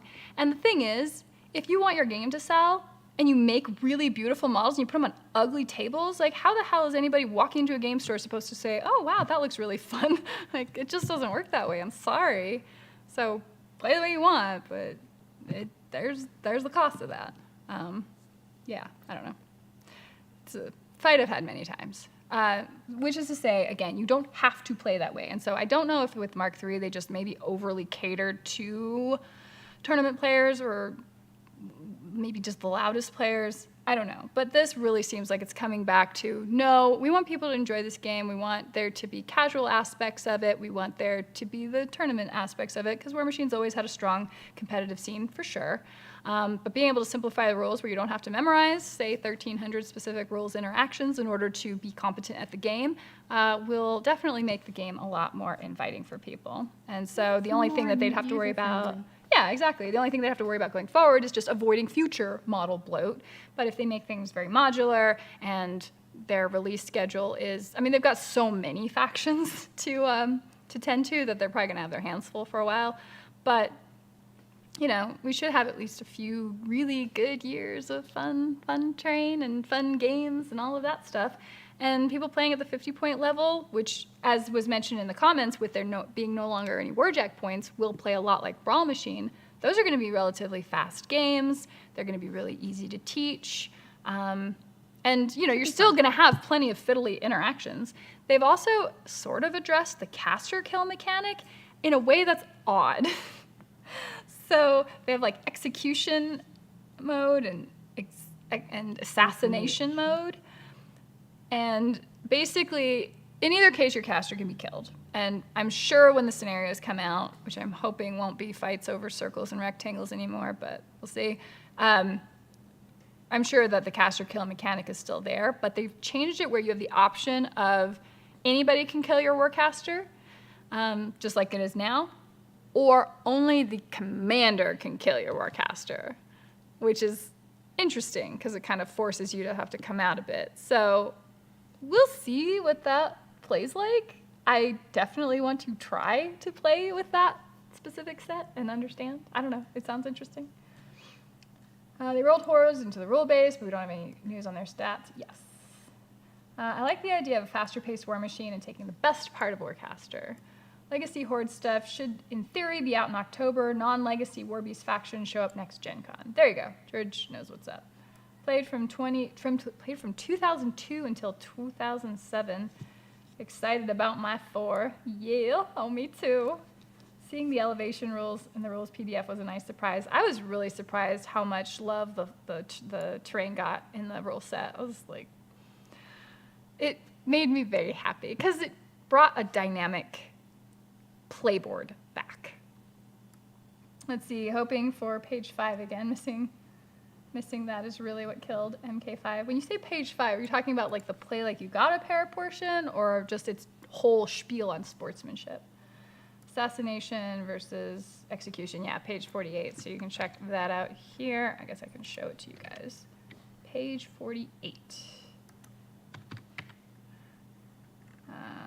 Which is always earlier on the PDF. There you go. Execution mode rules. So kind of addressing the caster kill thing, which of course is one of the biggest contributors to new players going like, how, you killed me how?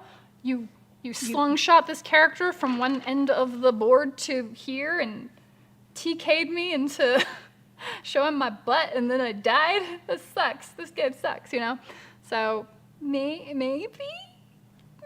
This is like a weird, I feel like it's a compromise in a way, but we'll see how it ends up playing. It also comes with some rapid playing if you're doing rapid healing, if you're playing execution mode.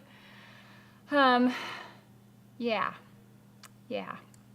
Let's see, deployment, when deploying units, every model in the unit is within 3 inches of every other model in the unit. That will take some getting used to, yeah. So you're basically putting out circles of models instead of a line of models. So that'll be different. And then, yeah, we'll see what the scenarios and such do. But, yeah, that's kind of my spiel on it. I don't mean to sound too terribly excited, but, I mean, I think it's probably... very excited. Well, I think it's fair to say that I probably have been obviously not super excited about Mark III for a while, and being able to jump into Mark IV where they are addressing so many long-standing issues, and I'm sure that a lot of those decisions must have sucked to make, but... You make the decisions you have to make. Well, yeah, because you want the game to survive, and I don't know. I don't know if every decision that's being made here will be the perfect one. I guess probably not, right? Like, that's how reasonable is that? But I am cautiously optimistic and very hopeful. I just ask that they please, please, please reconsider having printable cards for players. And I'd love to see some generic blank slate casters that people can customize. But I don't know. What do you guys think? Like, we've been having this whole conversation. I know people have been kind of back and forth on it again. But yeah, I do like what 40K has done with scenarios to an extent. I love that you also hate fighting over boxes and circles. Dude, right? How do you feel about triangles and hexagons? Miranda will only fight over a rhombus.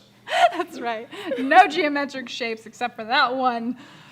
So here's the deal, guys. Like, what draws me to a war game in general? Kind of like the aesthetic, the idea of it, like, oh, the psychology of war. Like, what is warfare? Why do people have these fights? And I know lots of people have plenty of, like, I don't know, low-resolution ideas of why people ever battle, but it is a real thing. It's a real aspect of humanity, and it's kind of fun to explore in the safety of, like, a game space, and especially when you get to have things like magic and other fun stuff.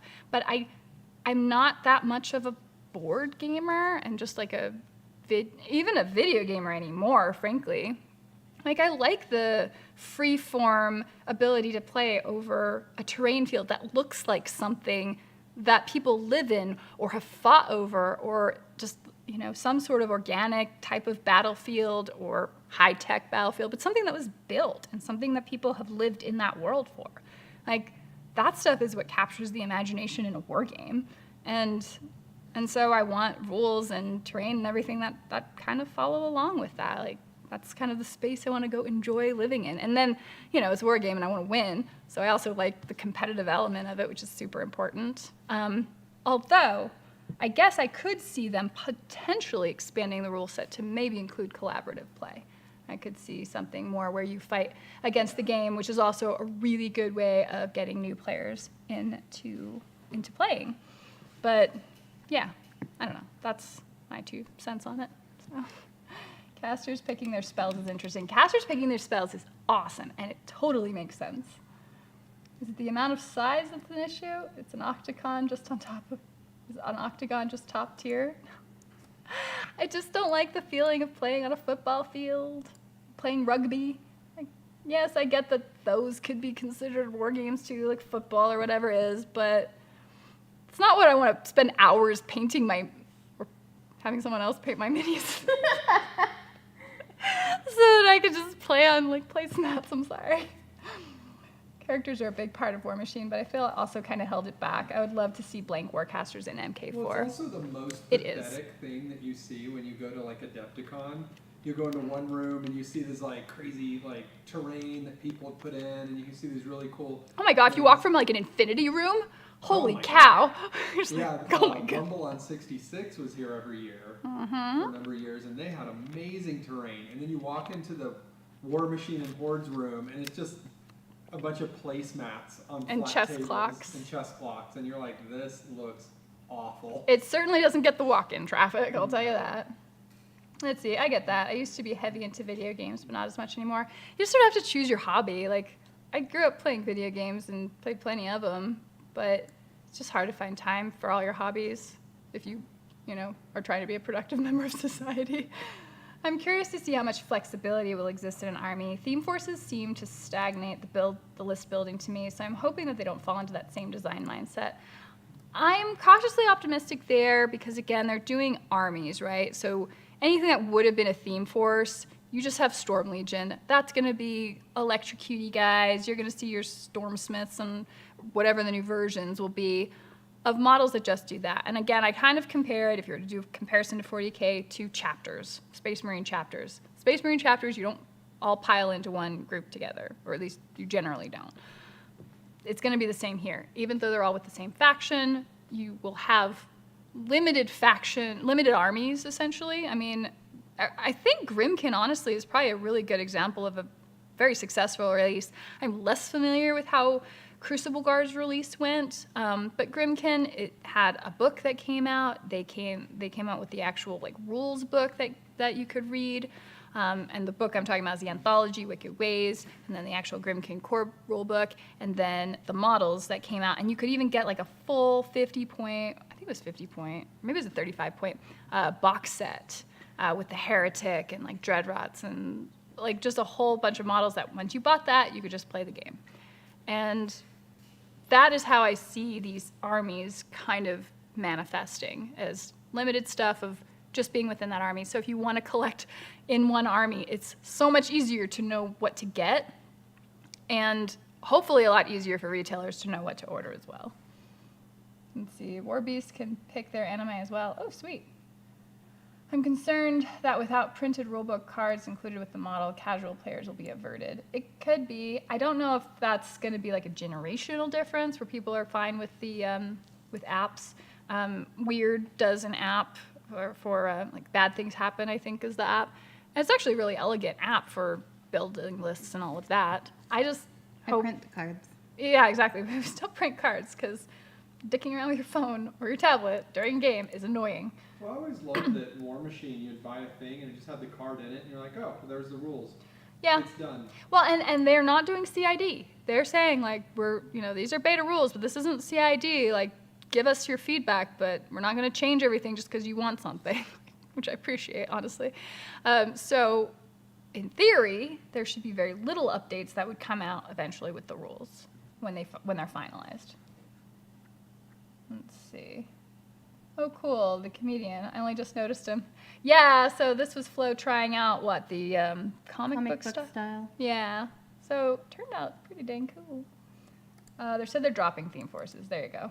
Let's see. I hope the game becomes better to outsiders. The placemats and ultra-competitive community killed the game in my area. Infinity and 40K has swallowed the remains. Yeah. I mean, I'm a Mandragora, new player. hi. I'm a new player. Yeah, she is. I'm more of a press ganger though when it comes, and I mean in the traditional sense. I'm like, hey, you're playing this. Yes, but I mean, I play the Grimkin, so it was a smaller force, easier to, Yeah. And work I mean, with. however complicated the Arcana were, you got a hold of just fine. I mean, it's not like people can't learn a complicated game. It just becomes frustrating when, as part of that complicated game, you're also expected to know everything that your opponent's dealing with on the armies you're uninterested in. Because learning stuff that's not interesting to you is where it becomes difficult and boring. Agreed. Let's see. Can I just say that bad things happen is just the best catchphrase for a game? That is pretty good. Malifaux's a fun game. Like, Yes. they're good it people. is. Support Weird too. I'm more of a narrative casual player for our game, so I wouldn't be drawn to any hyper-competitive community. I also fully accept and use proxy models where applicable. And that's the thing. Get people to play the game at all. Hey, Jason. How are you doing, man? Welcome to the chat. I just want P3 Primer back. I've never used it. One could surmise a conspiracy theory out of this. I just want STLs, filthy casuals here, and love the narrative play. Yes, I think maybe filthy casuals can just be one of the gameplay modes and just be done with it. So you people can self-select out of that, and the rest of us can just have a good time. No, having the generic warcaster idea, if they're able to do that, like I know mini wargaming, they said that they have their most, like they have more audience retention and everything. Yeah, of they're all their more vault battle memberships and reports, such. whenever, as soon as they put it into a Narrative. multi-battle narrative. Because and humans have are attracted to rules where- stories. Well, they have it where the leaders and stuff can gain abilities. Oh. And people love seeing that. Like they want to see this guy, how far he can make it, or how, Yeah. But people get into that, and I think that No, being I able would- to customize your own Yes. dude. I think especially from a media standpoint, because I mean, let's be real, like lots of war games rely a lot on social media presence and influencers and all of that to help push their games. So maybe do stuff that makes it a little easier for them. Like being able to have narrative campaigns would be really super useful in that regard. And yeah, it gives you something to follow and a character to care about instead of like, I mean, if I watched a narrative campaign on somebody talking about the butcher, I'm like, I don't care. I want him to go away and die of scrampies. Like, just go away of scrampies. Well, so that's the thing is like if you try to do a narrative campaign and you're like, oh, I have Sorsha, it's like no, well, her story. But you already know her story. And so it's like, so whatever you're doing, that's not actually what happened to her. So Yeah. I don't know, it never feels right. I think so. And in fact, that would also really help tie in the RPG to the war game as well. So just whatever you think of that. Thoughts? Let's see, sometimes it gets too tedious for me to the point where you have to learn a college course worth of knowledge just to play again. Yeah. Which, at least for reading through the beta rules, you can kind of be like, okay, skip this. I know this part. Okay, this is a new thing. So it is nice it's not such a huge adjustment. Still cautiously optimistic. Accept the price, would like to see that cheaper. Okay, fair enough. Campaign rules with a build your own Warcaster Warlock would be amazing. Games need to evolve over time, or they just become relics of the past. I don't know. How many updates has BattleTech seen? Like, there are exceptions to that rule, too. There's exceptions to everything. Like, everything can work in some aspect or another. But I think this direction over Mark III is head and shoulders so much. There's so much more to be excited about. So I'm all This is in. moving in the correct direction Yeah. for the company I hope so. and the game. It seems to be. It looks like that. I agree with being cautiously optimistic. I don't blame anyone for being gun shy about it, but like let's look at the beta rules, maybe get some test games under our belt, see what we think. Sometimes I want to harp and say ultra competitive players don't care about the models. They'd be fine playing with colored cubes or of different sizes because they only care about tournaments. I've mentioned Pog Machine before as an idea, just like they had to make a rule that you couldn't use more than like a couple of proxy bases in a game because people were planning out their whole turn on proxy bases. And it's like, again, play the way you want, but that does sort of encourage a behavior that does tend to Toxic. be unpalatable to others. They seem to be moving away from the old characters, so you may be in luck with the Butcher. I doubt it. They love Butcher so much. Lost Vlad, that happened. Lost Striker, that happened. Let's see, speculation. Looking at the beta and the new models modularly, do you think it'll be enough to revive the community and bring new and enthusiastic players to help keep them in LGSs? Their new model design is clearly designed with the idea of having them in LGSs. So I think as long as they can sort of curry goodwill back with whatever game stores they have contact with, I don't know what that looks like. But theoretically, if you're like, hey, game store, give them a good deal on holding your models and not requiring so much shelf space, give those modular models, I think that could be good. It's just going to be up to, the goodwill of the game stores. And then the community is what pushes this game. So if you want Warmachine to do well, you need to get out and play that game and play at game stores so that people can discover the game. Because I think that's mostly how this game is, just how war games in general are discovered. It's why GW has so many GW shops and basically a monopoly in all of the UK for their games, because you just grow up understanding that that's there. It's in malls. It's everywhere.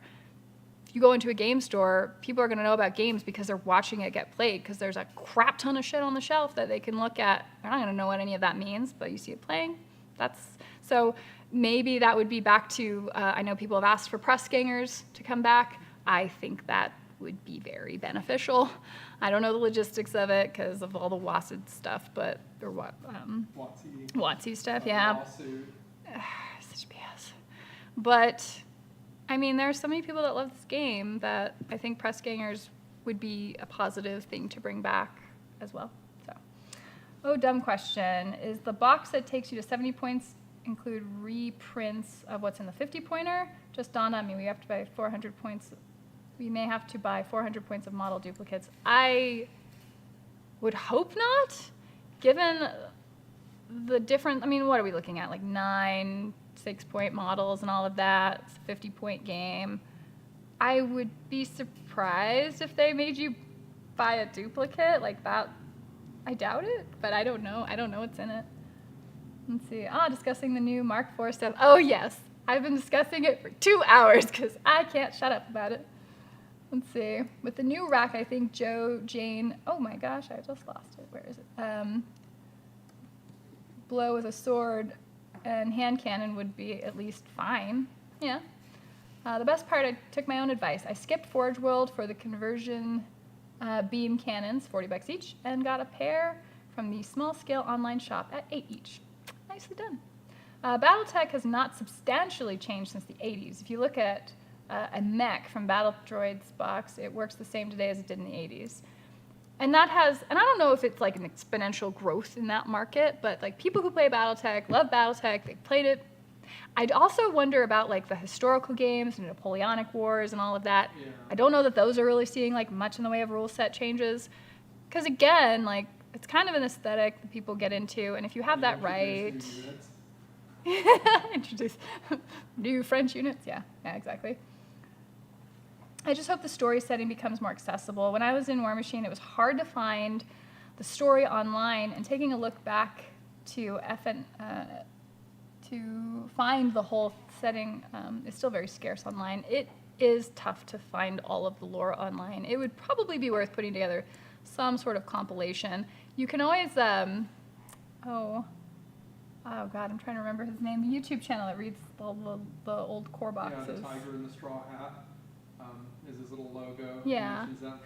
Servant of Nero is one of them as well, if you want to just sort of catch it up online. I think the expansion box may have some duplicate warjacks, but a different warcaster. Well, Protectorate is basically empty of characters at the moment. Just reading some of the Henschel stuff, it's looking pretty grim for the Protectorate of Menoth. Oh, dude, you don't know the half of it. Okay, because having to buy a $200 kit twice would pretty much ruin the game's chances. I would be surprised if they did that, because, yeah, that's not a feels-good moment for sure. Just saw the Knight's Exemplar is 5 grunts now, so now we have 1 extra dude. 5 grunts. Knight's Exemplar, they were never 4. No, it was like a 6-man unit, right? So if is it a leader and 5 grunts, or just No, fronts. no, because attachments, they're still command attachments, so that's separate. And then the Yeah. unit itself is, Yeah, but like the Five original, grunts it's now. like the original units for a lot of those were like a leader and 5 grunts. So you had like a little 6-man oh, yeah. unit. Well, they didn't mention anything about, because the leader was kind of a necessary thing when it came to like Well, he's just built into the base. some of the psychology of it and stuff too. With that being not present, even when they describe movement and charging and all that, you move a trooper model. It can be any one of them, and then you just keep everything else No, within he's 2 saying inches that, of it. like, instead of a 6-man unit, now it just says 5. Yeah, it's 5 So it's like you grunts have now. a guy left over now from every unit you already owned. Yeah, but then you can just have potentially an additional If you unit, had I guess. enough units, I don't know. you had- Yeah, if you had, You already had 5 yeah, your units. stupid 42 Doom Reaver list. Let's see. The only real change to BattleTech was how battle value is calculated, which has always been complicated, but was a calculation of what mech has and can do. I see. They have also said individual SKUs will be available a few months after the boxes come out. I think those are standalone kits. Will be on their store only. Maybe. I mean, it'll see. Well, I don't know what that'll look like on the distribution side. Don't know if stores will have to only get box sets. I assume they would be able to get individuals, but we'll see. Their article said starter boxes and limited other SKUs will be in stores. Have to buy directly to get a specific unit. Oh, okay. Yeah, just double check. The gun mages were that way. They were a 6-man unit. They I wonder if were, they're that's down to right. 5 now. I haven't seen anything above 5, and then other units have been like cavalry ones have gone from 5 to 3. So yeah, it just means you just got an extra dude who hangs out on the shelf. Just pick your ones that you think are pretty or painted, or now you have less ones to paint. Have a Just good have night, bench Thomas. Thanks for warmers now. joining the stream. I think we're going to wrap up here just about as well. I think I've said everything I needed to say for the moment. I do can want to pick get this up in a some beta rules testing done, actually, and try to practice with these because I'm excited to see where it goes. And I look forward to building sweet, sweet terrain tables. So, yeah. Let's see, after the whole WOTC issue, I don't see press gangers coming back. But yeah, I remember when GW had the old Outrider program. But nowadays, you really need someone at the store repping games, which is what happened here. Like, we had developed a really strong Infinity meta because a gentleman here did such a good job, like, promoting the game. He was getting starter, and Oh, Corvus wow. Belli was on it. They were like, oh, this is great. Let's give him starter boxes. And he was demoing them and giving people Well, starter it went boxes. from being like a game no one played here to literally the largest tournament in the world. Yeah, never underestimate the power of boots on the ground, someone representing that game. Let's see, what factions do you guys think will come out with the Horde side of Mark IV? Oh, good question. I bet trolls will be. I think pretty Trolls early. would be high up there. I feel like trolls and Scorn. Oh, you think Scorn too? Hmm. Well, there's Circle. Yeah, I think I've Circle always would loved definitely be way, way up there. Oh my gosh. He's a little blown out. He is. Oh, I can fix that. Let's bring him down. I guess we'll end on this sexy boy here. Totally. There we go. And then let's autofocus that a little bit. Can you?